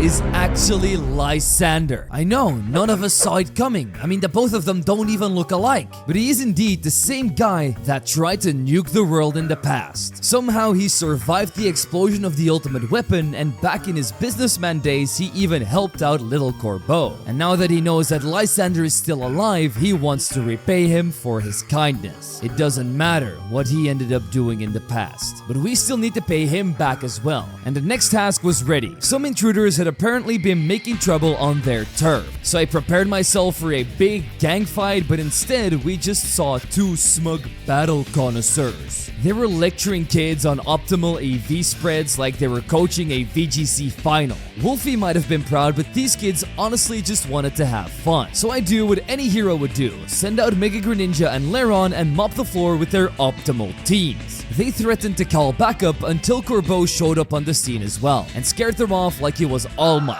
But before we could celebrate, chaos broke loose again, and Angry Mop appeared, so Litwick's like, nah, I'm not dying today, and immediately evolves into Chandelure to try and deal with it. When we arrive on the scene, turns out the crowd is protesting against President Jet, the Wild Zone, and Quasartico Inc. So me and Corbo jump in to back up Tawny. We distract the mob so she can bring away President Jet, which means it's time for a Mafia boss and rookie hero duo team up. Together we smack down the troublemakers, and as the crowd scatters, we group back up with Tawny and the President. Corbo's like, the Rust Syndicate always helps the city. Can't have Tawny getting hurt, otherwise I lose money. I mean, the man's got business sense and a heart. He's just built different. He also thanks us for the help and says he'll be in touch. You know, classic Mafia foreshadowing energy. So me and Tawny head back to Hotel Z, finally ready to chill. But ding, he calls immediately. Dude doesn't even let me sit down. He wants me in his office, so I arrive there and he says I'm an interesting kid, doing odd jobs, taking down rogue megas, all just to help out a friend. He respects that, says our business is done, and clears Tawny's debt interest. And honestly, I'm kind of sad because working with him was definitely fun. But he didn't just call me just to say goodbye. Nope, he also wants an all-out battle, and get this, he's also my next opponent in the Z-A Royale. Almost like this was scripted by Arceus himself. Legends, Arceus. So we follow him down to his battle arena, which looks straight up stunning and perfect for a billionaire mafioso like himself. In this battle, he led off with an Arbok, which I immediately earthquake into next week with Excadrill. Then Gyarados hits the field, probably thinking he's got me covered, but Mega Electros says otherwise. Zap, one shot. His Roserade, a crispy Fire Punch, and it's gone. Then comes his ace, Mega Scolipede. And holy heck, this thing looks incredible. A full armored shell from back when he was a Whirlipede added on to its already amazing design, and all of the extra other stuff really make it feel like everything a Mafia boss deserves in a Pokemon. It's just too bad it couldn't tank the Fire Punch Rock Slide combo I had hidden up my sleeve. Mafia conquered, rank C acquired, and Corbo actually smiles. With respect, we give him a fist bump, and he even offers me a spot in his crew if I wasn't already rolling with Team MZ. Then he drops one last line. We'll meet again at Hotel Z. And with that, the boss walks off like a legend. We then cut to Hotel Z where we're stress eating our dinner because Tawny still owes the big man 100k. But we all agreed to chip in because we're friends after all, and I guess we need to help each other out. Then of course Corbo shows up mid-dinner, but not to collect debt. No, the dude just wants to book a room for the night. He signs the ledger as handyman and steps into the elevator like he owns the place. Everyone froze up because our stress levels are at the max, and the next morning, twist of the century, he actually seems thrilled. The room service, perfect. Hospitality, a 10 out of 10. And then he casually drops a 100k tip on Tawny's maid services and says, consider your debt paid. Bro, this is a literal Mafia angel. and this entire arc definitely put him up there with some of the best Pokemon characters ever. Now with Tawny debt-free and everyone crying in tears of relief, AZ himself rewards Naveen and Lita with Mega Rings and Mega Stones for their signature Pokemon. They instantly won a battle, but hold up, I've got my own evolution arc to finish, and I'm not just talking about this Gabite because I myself also evolve into my final Saiyan form. Okay, it's not that crazy, but I really do like the fit I put together for my character here, and you bet that I'll be rocking it for the rest of Legend ZA. Now it's time to trash our best friends, and first up was Lita. Girl still hadn't evolved her Staryu because she thought it would lose its cuteness. So we politely electrocuted some sense into her with Electros, free brain upgrade courtesy of me. Then comes Naveen, rocking a brand new Mega Scrafty. And I gotta say, I love this design. The dude shits his skin and turns it into a white hoodie. The chillest lizard I've ever seen, but still not enough to beat me. After cleaning them up, we grab lunch at our favorite food truck, only to get ambushed by Laban, a maid of the Society of Battle Connoisseurs, aka the SBC. What is this, FIFA? Their boss Jacinth invites me and Tawny to their next elite gathering. And by invite, I mean threatens us. We accept, but first we need to look the part. So we hit the fanciest store in town where an employee calls us poor. Rude. So one Mega Chandelure battle later and she was humbled. We walk out with the cleanest suit, it gives me +10 in charisma, and then it's off to Hotel Rishizim, the fanciest hotel on earth. And inside we spot a bunch of familiar faces from the Z-A Royale. Then she walks in, Jacinthe in full fairy tale princess mode. Her outfit is not only on top, but she also flexes that Champion Leon gave them a lecture last week, and now it's time for her own big event, Le Super Tournoi de Jacinthe. As she calls us all to the battle floor and starts explaining everything, we get a call from Vinny. Rogue Mega Alert. We tell Jacinthe that we're out, but Laban warns us, don't make her mad because we will regret it. And oh, did we make her mad, because at our next meeting, we start planning our new Mega Hunts. Frostlass, Altaria, and Venusaur, when suddenly someone suggests we join a tournament to get stronger. Suspicious, so we all look up and boom, Jacinthe is in the room there with us, no warning, no knocking, just a teleporting rich girl. She insists that we come back to her tournament, but we dip instead because Rogue Megas are way higher on our priority list. Eco Queen can wait for now. The first Mega we faced was Frostlass, and we teamed up with Naveen. She was a slippery one, literally. It used Icy Winds, Shadow Vanish tricks, and flooded the field with a blizzard. The only way you can avoid it is by hiding behind the icicles she drops out on the battlefield. Like an idiot, I stood there because I didn't know what to do, and that ended up killing my Chandelure. Luckily, Mega Ember came in hot and melted her ice-cold heart. Oh, and its Mega design, an absolute big W in my books. Stone Cold Ice Queen, I mean you can't really go wrong with that. Then Jacinthe holograms in saying Rogue Megas are dangerous, but her tournament is more important. Ma'am, please, just learn what the word no means. We left her behind again and we're on to the Mega Altaria fight. I team up with Lita, but this Cloud Chicken was tough. Tanky, airborne, and armed with Dragon Pulses, Moonblasts, and Twisters. We barely hung on as it swept through my entire team and left me with just Pupitar. Believe it or not, at this point I still didn't realize that you could use items in battle, so I kept my shell in its ball and let Lita do all of the work. But we do have to make sure Pupitar landed the final blow. Altaria Knight acquired and Jacinthe appears again. Threatens to buy the entire hotel if we don't join her tournament. I hate rich people arcs, but all you gotta do is just reject these people, time and time again. So let's join forces with Tawny against Mega Venusaur. This big frog floods the field with vines, solar beams, and sludge AoEs, but let's be honest, it's no match for the best Kanto starter combined with Mega Chandelure. A couple of fiery hellscapes later and it was bye-bye frog. We then regroup at the hotel and finally agree to enter Jacinthe's tournament. But surprise, surprise, Hotel Z's been taken over, or at least the entire front of it has been turned into a Jacinthe zone. Glowing purple and full of snobs, and she won't take it down unless we beat her lackeys. The first two go down easy, but the last, Laban, is different. Because the moment our battle starts, she snaps. Gone is the polite mate. Turns out she's a Dragon Master, and she's loving our battle. Leading off with her boomboxing bat Norvern, which gets silenced by my Charizard. Then Tyrantrum, so Embor jumps in, does decent damage before getting rocked, literally. Excadrill drills through it, Greninja then ices her Garchomp and then she drops her ace. Mega Dragalge. I know a lot of you probably forgot this Pokemon existed, including me, but I always thought it was pretty damn cool. And its new Mega is aight. I wouldn't say it's groundbreaking, but at least it makes the Pokemon a lot less forgettable. Still lost to Excadrill's Earthquakes though. LeBon then chills out and finally tells us her backstory. She was once a thrill-seeking fighter until Jacin beat her in a battle, and then made her her mate.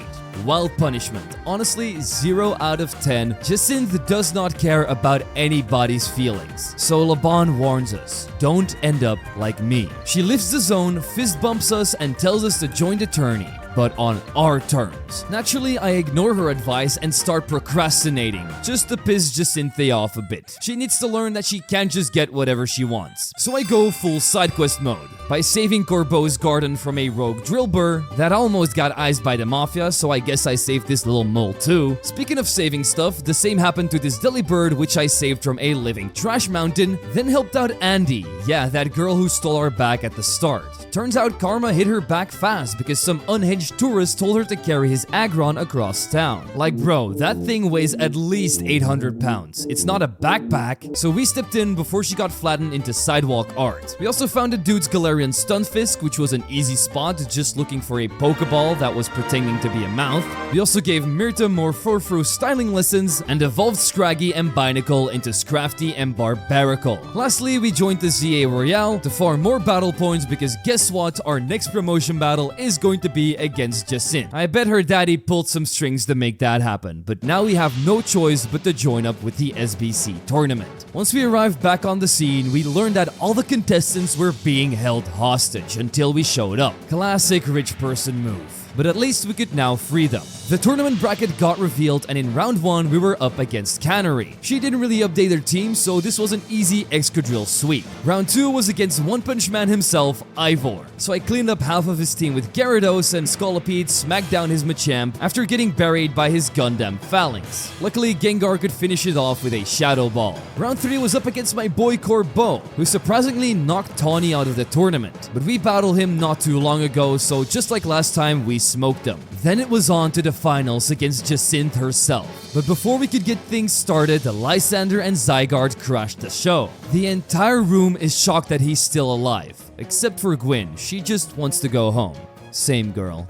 Same. Lysander then explains that Zygarde wants to forge a stronger bond with me. The translation is basically just boss battle time, but this time we're not fighting his little dog form. It's his stronger 50% snake one, and he can turn into an elephant for all I care, because he's not escaping Gyarados' Ice Fangs and Mega Scolopede's Iron Tails. This defeat made the little doggo pleased, and Lysander promises that we'll meet again when he's at full power. But first, he needs to go and find all of the 100 Zygarde cells. Not gonna lie, sounds better than collecting all 100 colorful screws, but hey, guess every man needs to go on his own search. After they dip the scene, it's finally time for Jacinthe's battle, and her music slaps. You can say anything about the Pokemon Company, but they know how to make good music, damn it. I have been vibing to the Legends ZA soundtrack ever since it came out, and this song is on the top of my list. Her team is pure Fairy, and I had quite a few things to deal with Fairy types, as Carbink gets folded by Scolipede, Mawile gets turned into Embor's Barbecue.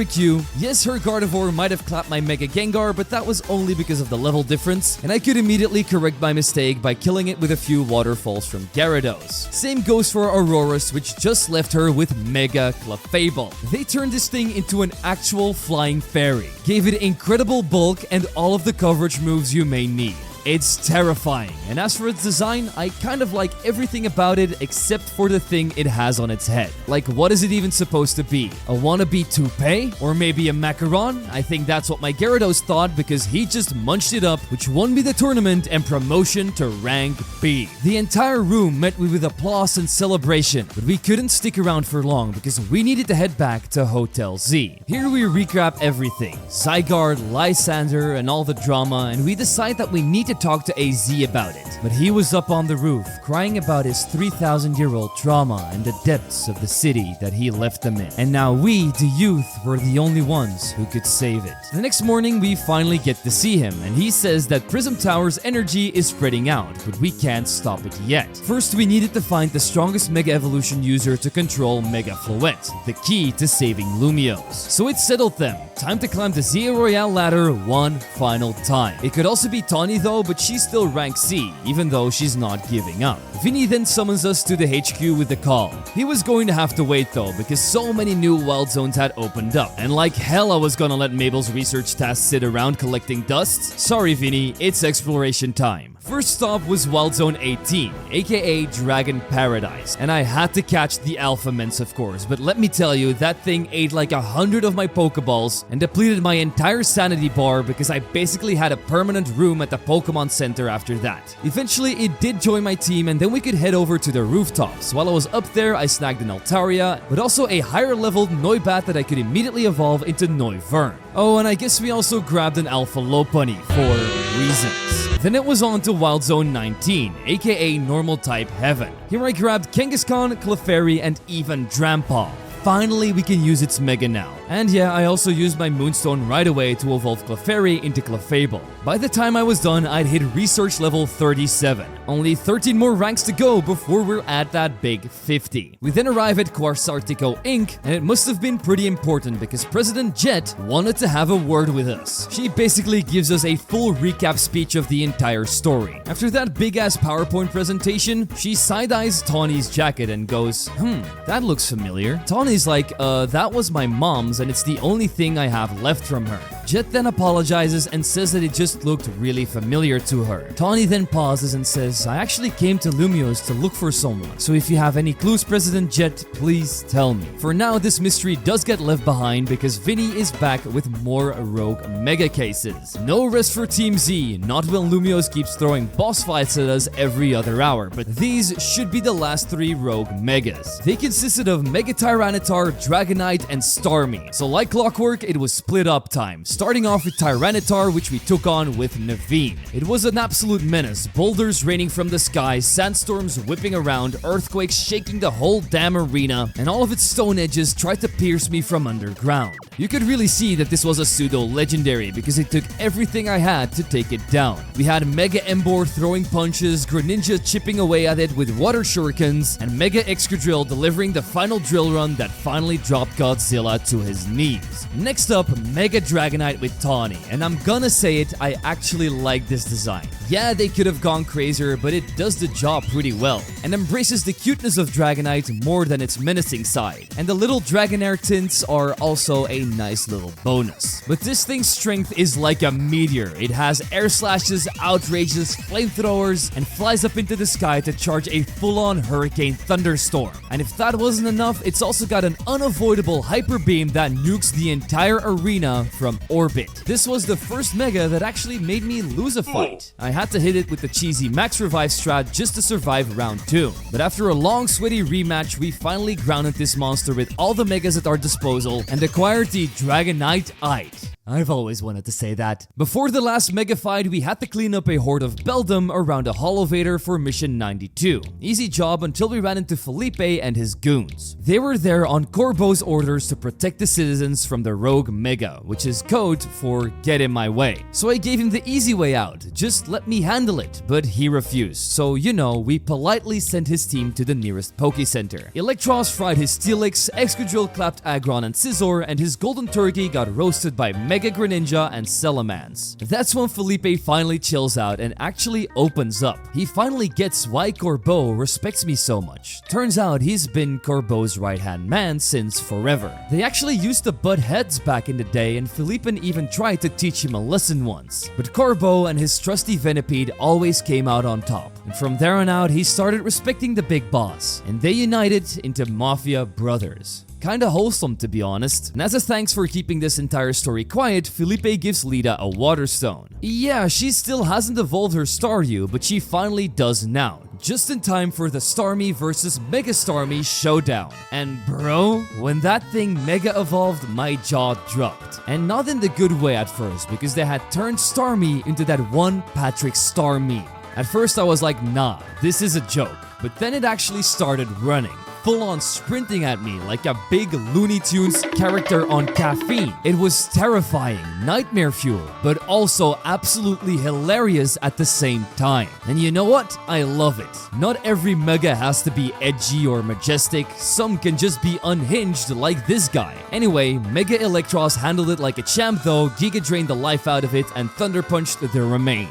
Starmie down, Megastone secured, Alita's confidence maxed out, perfect ending to an absolutely wild arc. Time to regroup back at Hotel Z. Here we get word of our next Z-A Royale opponent, a mysterious guy with no photo, no data, just the name Grisham. Whoever this guy was, defeating him would bring me straight to the top of the Royale rankings. The only problem, no one knows where he is. So we pay a visit to our favorite detective, Emma. She says she can dig up something but warns the info might put us in danger. Before she trusts us with it, she wants a test, a battle outside of her office, using Pokemon that once belonged to someone very dear to her. And if you haven't deduced it already, it's obviously Looker, back from the Pokemon X and Y post-game, because Emma is the same girl he saved back then. She opens with her Ampharos, the same one that Mega evolved back in her debut. But this time there's no Mega, just setting up screens. It didn't matter because my Electros slithered right through her and zapped it down. Excadrill handled her Mawile with a clean one-tap, and then I finally let my Mega Drampa loose, roaring out hyper voices so loud they practically ruptured her Lopunny's ears. Salamence then took care of Lucario with a flamethrower, then came her ace Mega Malamar, and honestly I loved its design. It's literally Megamind 2.0, it just lacks presentation, because outside of the game they marketed Malamar as your friend for weeks, and then bam, here in the game is just there, no presentation at all. Definitely a letdown, and I hope that the Pokemon Company does more for the Mega Evolution reveals next time in the DLC. Anyway, Micro Ninja and Salamence outsmarted the Brainiac. This left Emma impressed as she finally opened up about her info. At first she asked what I know about Team Flare. Everyone knows the basics, of course, a dangerous group that tried to reshape Kalos 5 years ago, but Emma has inside ties. Before their collapse, they apparently trained a new generation to carry on their beautiful world ideals, and Grisham was one of these trainees. So now we knew who we're dealing with,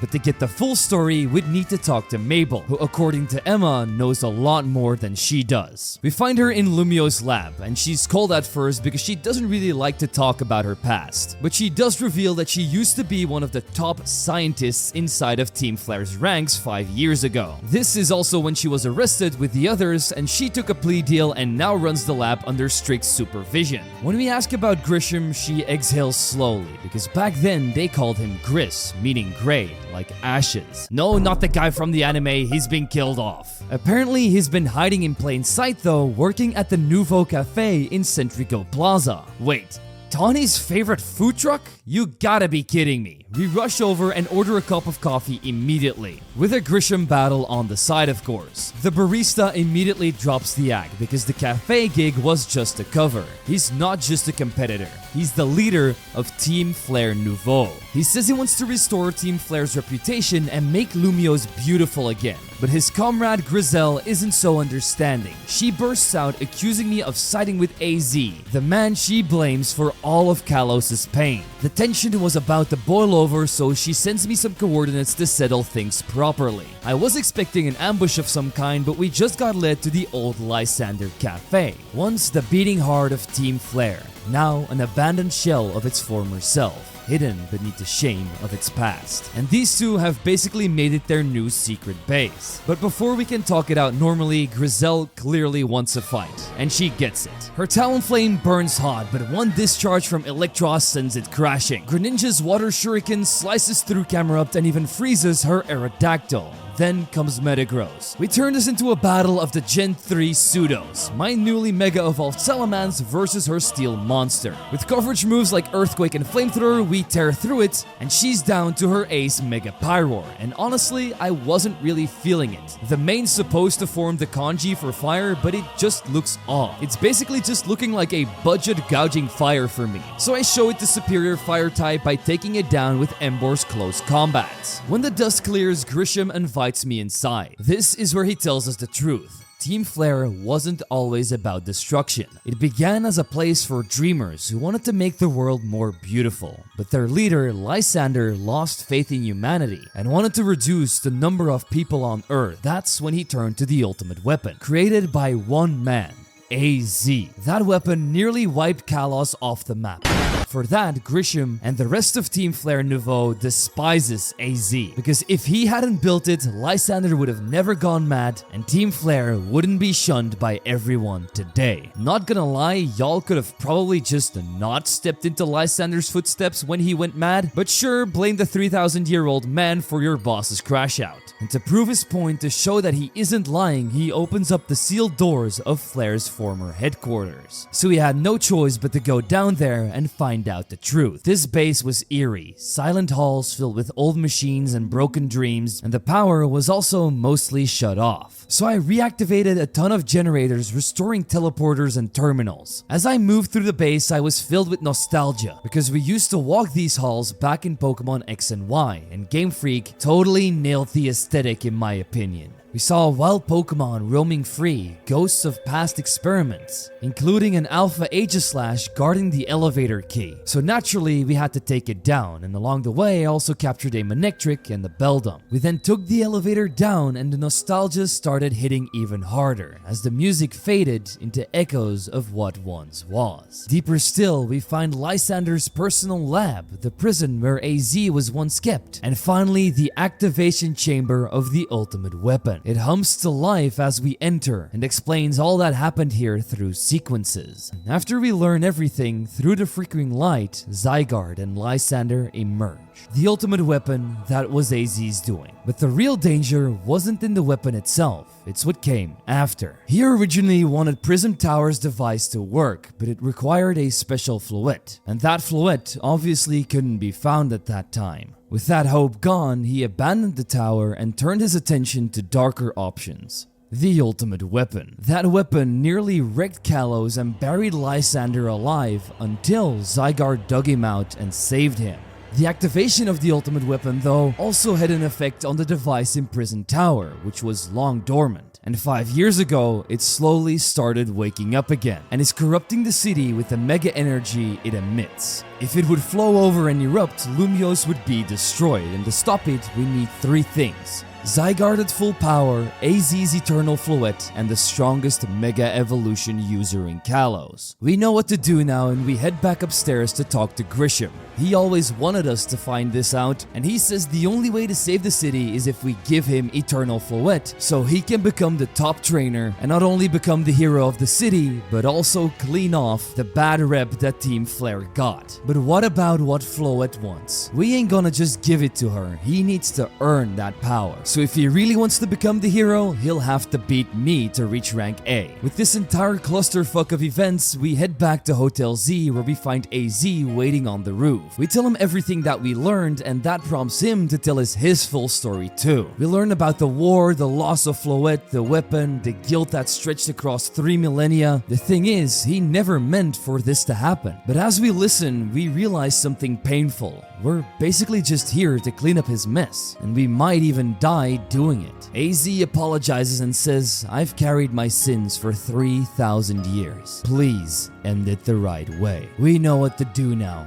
Beat Grisham, save the city. But I needed to prep before we could fully commit, so I evolved my Pupitar into Tyranitar and grab a Charizardite Y. Then it was off to Wild Zone at 19, or as everybody else likes to call it, Pyroar PTSD Central. I mean, these guys still show up in my nightmares from time to time. We did grab one for ourselves, fix a broken Holovator to complete Mission 80, and grind in the Z-A Royale all night, hitting 45,000 points. Enough for Grisham's challenge. At his coffee truck, he nods approvingly.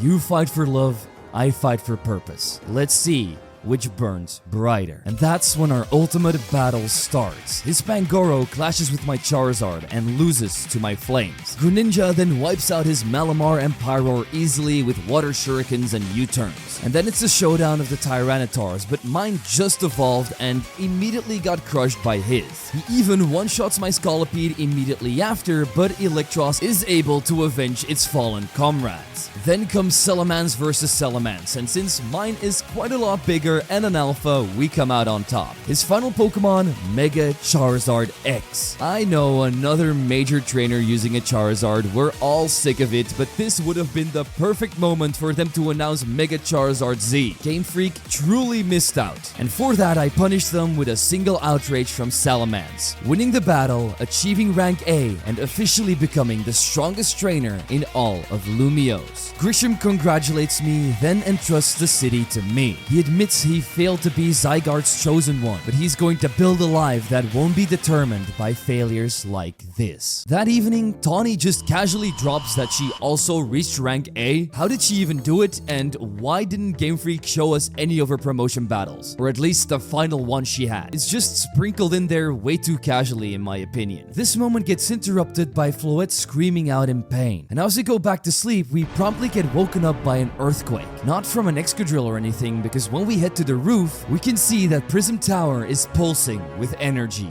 ready to erupt. We get a call from Vinny saying that we need to meet at Centrico Plaza ASAP. AZ smiles softly and says, "If you return alive, I'll make you a wonderful dinner. Good luck, my little heroes of Lumiose." At Centrico Plaza, the ground vibrates like the heart of Lumiose itself is about to burst. Floette's light syncs with the Prison Tower score, and suddenly it becomes clear. Only one of us can act, and it's either me or Tawny. And that's when our final battle begins, the one everything's been leading up to. And my Salamence dives in headfirst, shredding through her Meowstic with a single outrage, before turning on Goodra in a brutal dragon clash that shakes the plaza. Emboar steps up next, fist blazing, breaking through Avalok's icy shell, and roasting Meganium in a fiery brawl. Tyranitar rumbles the ground, taking out her Manectric with one massive earthquake. Then comes her ace, Mega Fraligator. And yeah, it's a Mega for sure, but man, I'm not a fan of its gimmick. There were so many awesome Fraligator concepts online that they could have gone with, and instead they dropped a Skibidi Dragon Toilet on us. Nah man, I'm glad I picked Emboar. Still, I can't deny it was strong. The thing hit like a truck, knocked out Electros and Scolipede back to back before we managed to poison it. From there, it was a slow burn. The poison did its job while Greninja came in to finish the job with a clean strike. I've done it! I'm officially the greatest Mega Evolution user in Kalos. But Tawny doesn't celebrate. She steps closer, eyes on Floette, and says softly that she's the one who should guide it. They already have a bond, you know, and I am the only one that can control Zygarde if things go south. So we all end up agreeing to her plan. Even AZ agreed over the phone, so she takes a deep breath, raises her Mega Ring, and Mega evolves the Eternal Floette. Its petals bloom with radiant light as she and Floette soar toward Prison Tower. At first, everything seems perfect. The energy stabilizes, the city glows gently, and the light starts fading away. Tawny even starts to stream the entire thing live, but then, in an instant, it all twists. The tower convulses, metal and light fusing together, reshaping into a monstrous biomechanical entity. Hyper Rogue and Floette, a being of pure destruction. Its body hums with divine power, and above the city, it begins to charge a single catastrophic light of ruin. Chaos engulfs through Lumiose, vines tear through the city, Mega Pokemon go on a rampage everywhere. But we're not in this alone. Every friend we've made returns to fight. Corbo, Canary, Ivor, Gwyn, Jacinthe, Leban, even Grisham and Griselle all come to help us out. All in their wonderful signature ways. Ivor's Justice Punch clears out rubble. Canary builds scaffolds so we can reach different parts of the city. Jacinthe uses her special zone to clear out enemies, and Corbo literally builds a ladder of goons to lift me up. A moment I of course had to capture on camera just to make them suffer a little while longer. And at the last rooftop, Grisham and Grisette helped me out by clearing out even more hordes of Mega Pokemon. And at the top, Zygarde awaits. Lysander appears, and every Zygarde cell merges together, even the one that has been following us around the whole time, so they can merge into its complete form, the true guardian of Kalos. Together we charge the tower. Zygarde shields me from Light of Ruin blasts while I'm fighting two rogue Mega Flowers that had appeared at the bottom of the tower. They were sturdy and strong, firing off attacks left, right, and center, but with all my Mega power, I'd eventually weed them both out. And each time we do more and more damage, we can guide Zygarde into striking back with 1,000 arrows, 1,000 waves, Lance Wraths, and Core Enforcers. And at last, it delivers the final blow by blasting it in the face. The flower finally seems dead as the Mega power disappears, and all of us start celebrating. But then, out of nowhere, Ange's bud starts to bloom again, bursting free from its restraints. The entire top of Prison Tower opens like a giant flower, charging one last massive light of ruin. And then that old pebble we've all forgotten about and I've been carrying since forever starts to glow and turns into Zygarde's Mega Stone.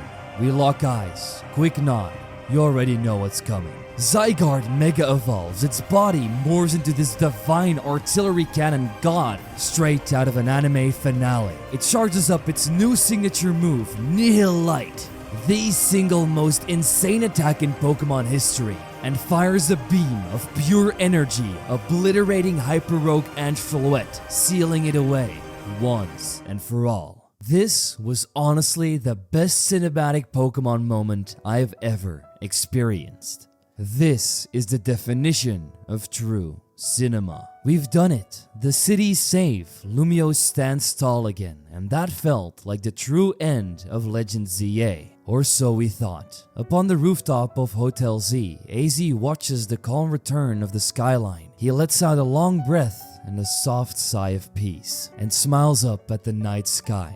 His final words echo in the wind. I will forever be grateful to you, Team MZ.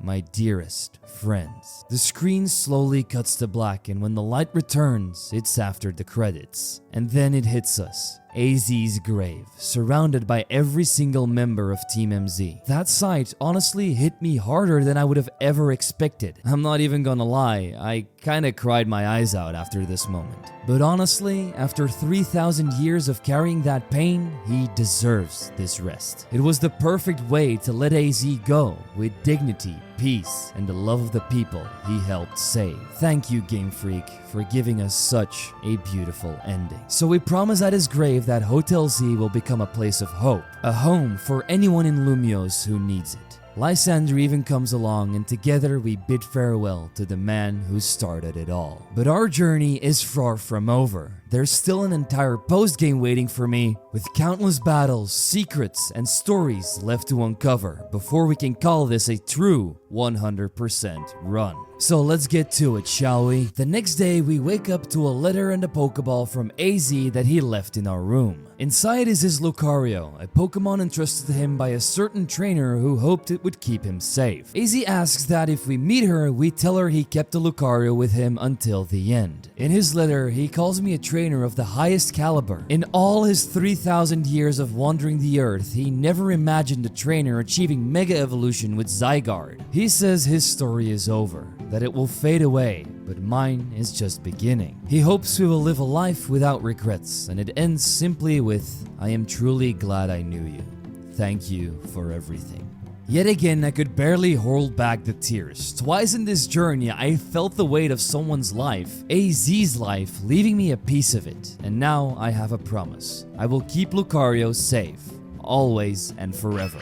Downstairs, we get filled in by the rest of the crew that the winner of the Z-A Royale gets a wish. And since Tawny and I both won, we must wish for something meaningful. Luckily, Tawny found AZ's will while going through his things. He asks us to continue looking after Floette and all those living in Lumiose City. We are touched again. Our cries unexpressed because Pokemon can honestly not animate tears yet apparently. but our hearts at least feel heavy. On the way to Vinny to make our wish, we run into Jacinthe and Ivor, who want every resident in Lumiose to become the best trainer they can be. So when we finally reach Vinny at the now destroyed Prism Tower, we have made up our minds. The Z-A Royale should continue forever, as a place for people and Pokemon to grow stronger and live in harmony, exactly what AZ would have wanted. And that's how the infinite Z-A Royale was born. But before diving into the endless battles, I start to explore Prison Tower, because even though it was destroyed and overgrown with vines now, they actually transformed the entire area into the final wild zone. It had so many different sections with a large variety of Pokemon, which allowed me to capture Hippowdon, Dragalge, Chikorita, Totodile, Bulbasaur, Squirtle, Aggron, and Roserade. Under the tower were also 2 alpha Pokemon spawns, and these could different to so many Pokemon. But this time, it ended up giving me an Alpha Garchomp, pushing my research level to 38. Back at Wild Zone 19, I finally caught a Skarmory 2, after surviving what felt like the Lion King meets Pokemon. This thing was guarded by a full squad of Pyroar, and every time I got close, they would wreck my ass. After 10 minutes of chaos, smoke, and way too many Ultra Balls, the Metal Menace was finally mine, and then I would also pick up a Phalanx inside of Wild Zone 16 before going on a massive evolution spree. We had Florges, Houndoom, Metagross, Gallade, Heliolisk, Pidgeot, Avalugg, Talonflame, Glalie, Quilladin, Chestnut, Doublade, Aegislash, Slowbro, Croconaw, Fraligator, Ivysaur, Venusaur, Wartortle, Blastoise, Bayleaf, and Meganium. And seeing all those starters walking around in the overworld full of life and personality like they're supposed to be honestly made this whole grind worth it. But in the meantime, the Z-A Royale kept on rolling, and to enter the new reward matches, you needed a whopping 50,000 points. No joke, the game really wants you to work for it. So we spent that night grinding out my first challenger ticket, and our first ever opponent was none other than Zach. Yeah, that's Zach from the beginning of the game. The poor guy who's lost his promotion battle over 100 times and somehow still hasn't leveled up his team after all this time. So naturally, I had to just put him in his place again. Easy win, no surprise there. Turns out though that to hit 100% completion, I'll need to win at least 20 of these reward battles. So yeah, buckle up. The grind is officially on. Then I get a call from Lida. Lysander is at Hotel Z and he starts reflecting on AZ's life and deeds, because they used to have quite a few conversations. He talks about his regrets, the tower that once brought Pokemon and people together, and how that dream twisted into something darker. You can definitely hear some sadness in his voice. But the main reason he's here is because some fragments of his memory had returned. Whispers of 2 beings, the one that takes and the one that gives. Zygarde hasn't been seen since the fall of the tower, and that only leaves me for him to lean on. So he wants me to investigate these 2 creatures further, and who better to ask than Mabel? And she has some very crucial info. These 2 beings are called Xerneas and Yveltal, the 2 legendaries of the Kalos region. Team Flare once tried to control them both, and now strange readings are coming from Wild Zone, suggesting that Xerneas' life energy is spreading out. To investigate this phenomenon further, Mabel wanted me to go and investigate 3 different Wild Zones. Why? Because strong alpha Pokemon started to show up there out of nowhere, and they're not supposed to be there. So we don't hesitate and head straight into the field. I ended up capturing the Alpha Gallade, Steelix, and Pangoro because they could be really useful due to their high levels. We then head back to Mabel, who takes a look at the data we've collected, and we're basically headed for disaster. Xerneas is beyond doubt drawing close to the city, and if it shows up, something similar could happen like the event at Prism Tower, and we want to avoid that at all costs. We managed to track it down to Wild Zone 11, and it just stands there. Like, this is one of the most powerful Pokemon of all time, and Pokemon just plops it there in a field. This has gotta be one of the worst ways we've ever seen a post-game being done. But I digress. We managed to capture the thing after a long battle, which meant we only had the one who takes left. Yveltal. To find it, we turned to Grisham and Grisel, the last of the old Team Flare crew. They don't know where it is, but they tell me Quasartico Inc. has been studying its energy patterns. So we pay Vinny a visit, and he reveals their newest creation, the Rogue Mega Evolution Simulator 3000. I know, a mouthful, but it was built from a modified Team Flare battle device once used to train their grunts, and now it's my trial by fire.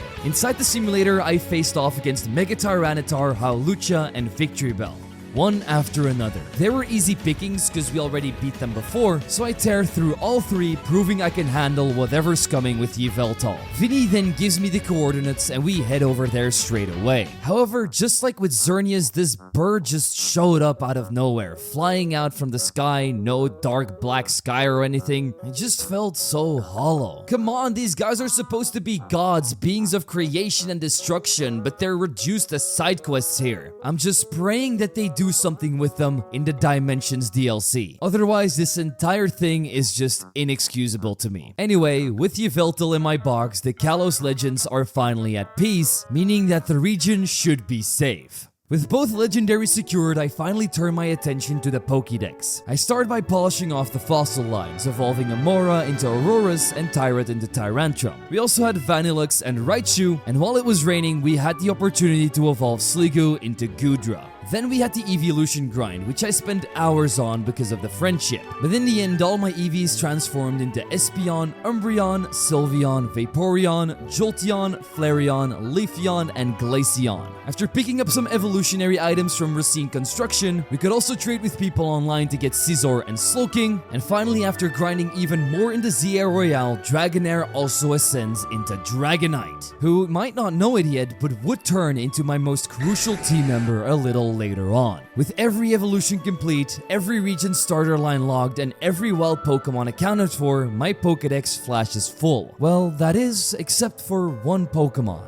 Zygarde, the final piece of the puzzle. And in order to summon it, we had to return to Hotel Z. The air felt heavier, like the calm before something legendary. And that's when Lysander appears. His eyes no longer filled with rage but resolve. He's clearly changed. Zygarde's influence and ours has balanced him, and now he wants to prove it. Through a battle we gladly accept. He opens with Pyroar, but Mega Greninja swiftly silences it with a massive giant water shuriken. His Florges strikes back, felling my Greninja, but Excadrill charges in and cleans up the mess. Then Mega Salamence takes to the sky, staring through his Sableye and Noivern with roaring outrages, before Garbodor finally stops the rampage. Excadrill steps up again and easily takes out the trash. That's when Lysander sends out his ace, Mega Gyarados, the same monster that once symbolized destruction now fights for redemption. It carved through my team with terrifying grace, a reminder of the man Lysander once used to be. And I'm down to just one Mega Dragonite. It barely survives an Ice Fang, hanging on by a thread before unleashing extreme speed for the finishing blow. Victory was mine, and the battle's silence says it all. This Lysander isn't the villain of old, he's a reborn man, which is why Zygarde was by his side this whole time. And now it invites me to one last battle under Prism Tower. And this was an amazing battle, a Zygarde-themed arena where we had to fight through its forms, starting off with the 10% one, which was fast but weak, so we ended it off pretty quickly. 50% form was way stronger. It had Dragon Pulses, Landrats, and Rock Slide coming in non-stop, but even this one eventually got defeated. And this reshaped him into its 100% complete form. A very slow but incredibly bulky battle, where each step it took felt menacing. It had 1,000 arrows raining down from the sky like judgment, AoE attacks like Lance Wrath that flooded the entire field, and its signature move, Core Enforcer, carving a blazing Z across the battlefield, and leaving an explosion of light and energy that leaves half the arena in ruins. I needed to pull out all the stops, spamming revives, full restores, all of my mega evolutions. But with the combined powers of Excadrill, Greninja, Garchomp, Gyarados, Salamence, and Dragonite, we could even bring down this massive beast. I throw my Dusk Ball to match the colors, and as black and green start swirling through the air, the ball clicks, and we have caught the final Pokemon for our Pokédex. That moment, it isn't just another capture, it's connection. Zygarde isn't a trophy, it's a partner forged in the heart of Kalos itself. And after that, Lysander stands there silently. He then says that us two combining our powers is the best thing that could have happened, and even gives us the Zygarde cube, letting us change it between its forms whenever we want. And he now contemplates what he should do with the 3,000 years he has yet to live. But deep down, he knows he wants to aim to create a more beautiful world. Back in the day, he thought this could be achieved by fulfilling all the material needs of everyone. But now he knows it isn't that simple.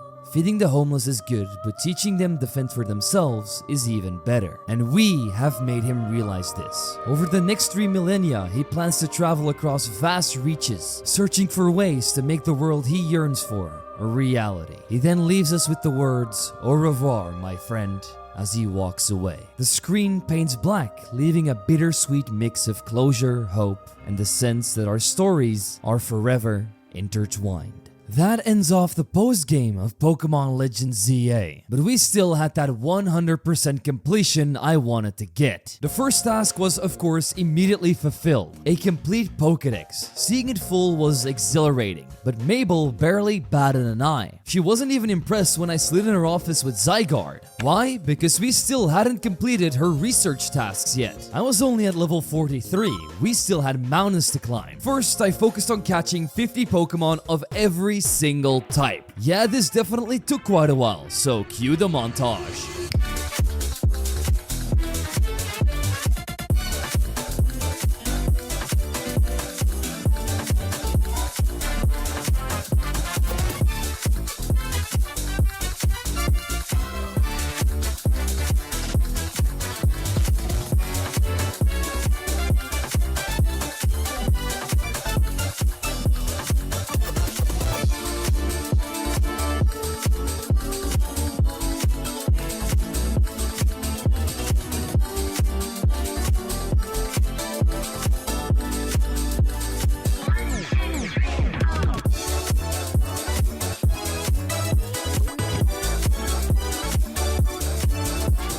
Are my eyes deceiving me? Is that a full-out shiny Houndour we just found? Hell yeah, brother. I don't care about that stupid Pidgey anymore we lost at the start. This is way better, and we didn't lose it this time. So of course, I had Big Blue Dog join the team immediately. And if you've made it this far into the video, I would love to know what your first shiny was in Legends ZA, because people have been hunting a lot from what I've gathered. Anyway, after this intense catching spree, our research climbed up to level 48, with only 3 tasks remaining, smashing 1000 Mega Crystals, and we're already at 938, so that isn't too bad, filling out the Mega Evolution Dex, which goes hand in hand with our previous job, and then the big one, completing 500 Pokemon battles, though we had only done 314 so far. But I was going to focus on smashing crystals first, which required scouting out the city for the biggest clusters, and to speed things up, I used Greninja's quick attacks and water shurikens, which are moves that don't take a lot of time to charge up. While grinding through the city, I stumbled across a treasure trove of colorful screws, and it dawned on me that I never even traded the ones in that I had already found. Getting all of these plushies early probably would have saved me countless hours of grinding, but hey, at least I got them now. So far, we were nearly halfway there with the screws, so yeah, 52 more to find. Let's cue another montage.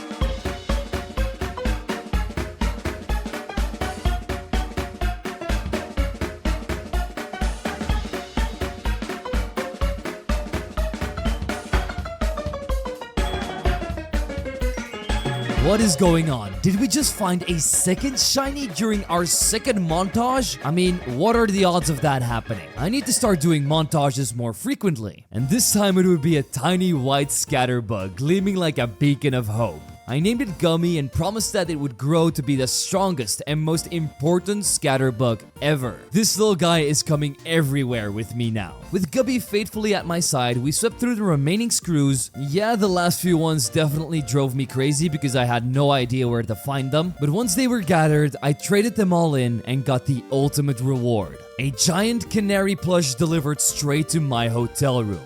It was adorable, yes, but more than that, it was a symbol of perseverance. Although I would have liked it more if Pokemon actually shipped these out in real life, but we can only hope and dream. During this entire session, we of course also gathered all the Mega Crystals and money that we needed so I could buy every single Mega Stone. Research level 49 achieved, Master Ball claimed, but unfortunately nothing to use it on. And even though 2 main big grinds were done now, I still needed to complete those 500 battles. And what better place to do it than the Z-A Royale? Because I still needed to complete 20 promotion battles, and this would already help with that. And this was the perfect time to try out Mega Zygarde and its devastating Nihil Light Cannon. Yeah, let me tell you, none of those trainers knew what hit them. They were even starting a rumor about a kid that was boasting a god. And so naturally, every time they saw me coming, they all started to run away. But they could not escape Zygarde's wrath. And before long, his power would be maxed out as he reached level 100. And seeing its sheer power inspired me to push even further. I wanted to raise an entire team to level 100, a challenge worthy of the true 100% completion. And finally, after countless intense matches, the 500th battle concluded. And instead of relief, I was met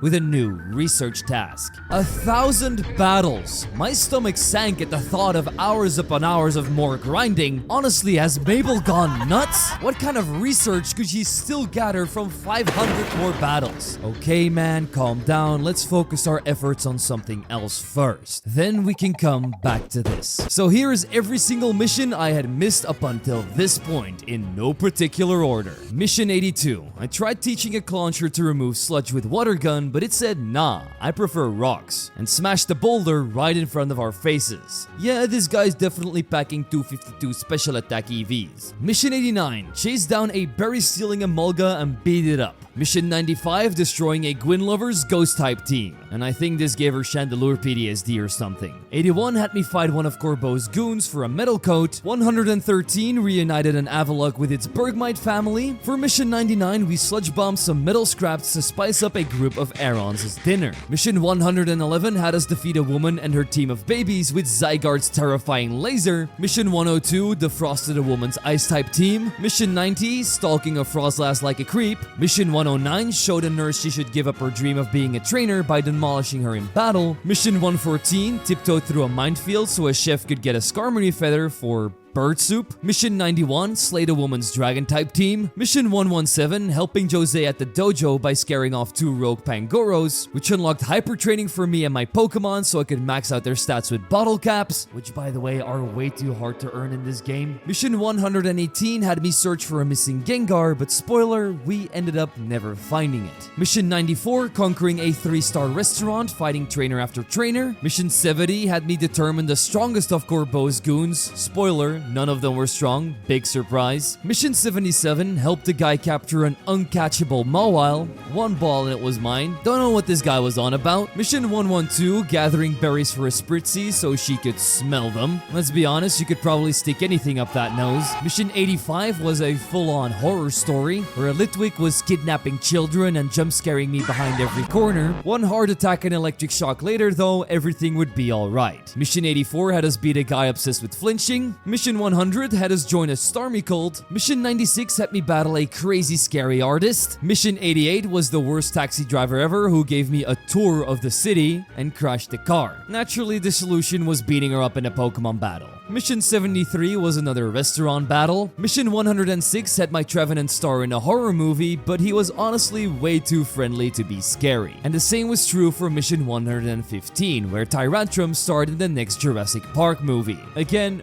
way too affectionate to scare anyone. Mission 104 was squashing a bug trainer. Mission 79 had me battle a metronome-only lady. Mission 76 turned me into a teacher of Mega Evolution. Mission 98 had me capture a giant Pumpkaboo for this lady's collection. Mission 106 helped a woman find her lost house key. Was kind of hard to do in a big city like this if YouTube tutorials didn't exist. Mission 110 beat a Parish Song-obsessed woman. Mission 78 made Inkay perfume which smelled like seaweed and regrets. Mission 97 stopped rogue Whirlipede from rolling through the streets and injuring hundreds of people. Mission 93 had me find a condo for a picky client that wanted to have the world at its feet, but I'm a good realtor and he's now broken happy. Mission 83 had me beat up a Honedge with my Pupitar. Mission 108 had me defeat an Alolan Raichu from a tourist with my very own OG Raichu, and she would then trade me her surfing Raichu as a reward. Mission 116 had to settle an argument between Aurorus and Tyrantrum, and normally I would always take Tyrantrum's side, but unfortunately here we had to show that Aurora's also had its opportunities. Mission 107 had us fighting the Ash Ketchum, and it was basically just his ultimate Pikachu versus mine. Luckily, I had the Eviolite plus some Protect strats to negate his digs, and boom, Ash got sent back to retirement, and we could move on to our final mission, the Furfrou Elite Four. Here we had to indeed take down an entire Elite Four of Furfrou lovers who flaunted every hairstyle imaginable, so naturally I pimped out my Furfrou squad as well, and once the Elite Four fell, it was Champion Furfrou Lady time. She not only had the coolest hairstyles, but also a surprise shiny Furfrou waiting at the very end. Honestly, a truly wonderful side mission that reunited all Furfrou lovers in Lumiose, and the perfect one to end this grind with. But a few things still remain. First up, becoming a true Pokémon legend by hitting the highest online rank, A. Definitely not as easy as reaching rank K, because the higher I climbed, the crazier my opponents got. They had light screen teams, insane shiny Pokemon, and timing every switch correctly. I mean, I had to adapt, improve, and assemble the ultimate squad of Dragonite, Excadrill, and Gyarados before I could claw my way to the very top of the trainer food chain. But that rank A would eventually be hit. Absolutely not the best rewards for it though, but apparently they're going to fix that in Season 2. But the 500 extra battles weren't done yet, plus we also needed to complete a lot more Z-A Royale rounds. And I wanted to be as efficient as possible, so I maxed Dragonite's attack and HP, then gave it Extreme Speed, Aerial Ace, Dragon Rush, and Earthquake, which easily allowed it to take on opponents in seconds. And because Extreme Speed is the fastest move in the game, we could easily get 50 battles a night done, which meant I could fly through all the matches until battle 15. This is where we faced Tawny, and because of all the grinding, my Dragonite had already hit level 100, so it basically clapped her entire team except for the Eternal Mega Floette, which did need a little help from Gubby and Houndoom to go down. After our fight, there is a calm silence. She says she's really glad she met me, but this moment gets interrupted by Emma, who tells Tawny something in private. Straight after, she's like, we need to head to Quartzartico Inc. right now. And this is where we have a meeting with Vinny and Jet. And this is where we learn that the jacket Tawny got from her mom was actually a gift from President Jeff herself. Did I just call her Jeff? Dude, it's Jet. Okay, sorry, that's way too funny not to include. Okay, back to serious mode. So Jet is Tawny's grandma. All this time, right under our noses. I swear, if something else happens under our noses, I'm going insane. Okay, so Tawny's mom left the company after disagreements because she used to work here as a holotech researcher. After this, she went far away and took Tawny with her, so she could pursue her own work. Tawny remembers hearing about this fondly. Her mom had always been consumed by research, and she even might have worked for Team Flare at some point and possibly received help from Lysander. And while it's true their work aided Team Flare, it also helped Quartzartico create its holotech. In other words, the wild zones exist because of her. But eventually she burned out and retreated to a distant region to rest, where she then, unfortunately, passed away. Jitten asks if her mom ever spoke about her and explains that her mother always regretted not reconnecting. But if Tawny would ever meet Jet, she wanted her to know that even though they walked different paths, they still had so much in common. Noticing their shared qualities made her life feel fuller, even after she left. And Jet, clearly emotional, then asks one thing. She plans to step down as president due to the prison tower incident and wants Tawny to take over the company. Knowing that her mother would have wanted her to accept, she does so, though it means leaving the hotel, Team MZ, and even Floette behind. So she entrusts Floette and her Megastone to me. It's bittersweet, but we know that even if our paths diverge for a while, Team MZ is forever, and we will try to create the best Lumiose city ever in our own ways. That now fully concludes the main story. However, there are still a few tasks left for me, so I spent the next days grinding the Z-A Royale again, leveling up nearly every Pokemon to level 100 that I wanted, including my beloved little Gubby, and in return winning my 20th reward battle too, which unlocked a secret last side mission, Le Super Tournoi de Jacinthe Zero. This was another tournament at her hotel. this time facing her in every single round. Absolutely hilarious and a bang to go out with the character in my opinion. Naturally, I tore through her tournament using the ultimate fairy type, a Mega Eternal Fluid, and her Light of Ruin, blasting through her entire team again, and again. And as a reward, we can now rematch her anytime. Yeah, I think I've seen enough of Jacinthe. I don't think I'll come back here anytime soon. But the 1000 battle goal still loomed. At this point, I had completed 821 battles. And so after hours of grinding later, it was time for the final one. And I wanted to go out with a bang. So I entered the arena with Gubby by my side as he defeated the last trainer and became the most iconic Scatterbug ever.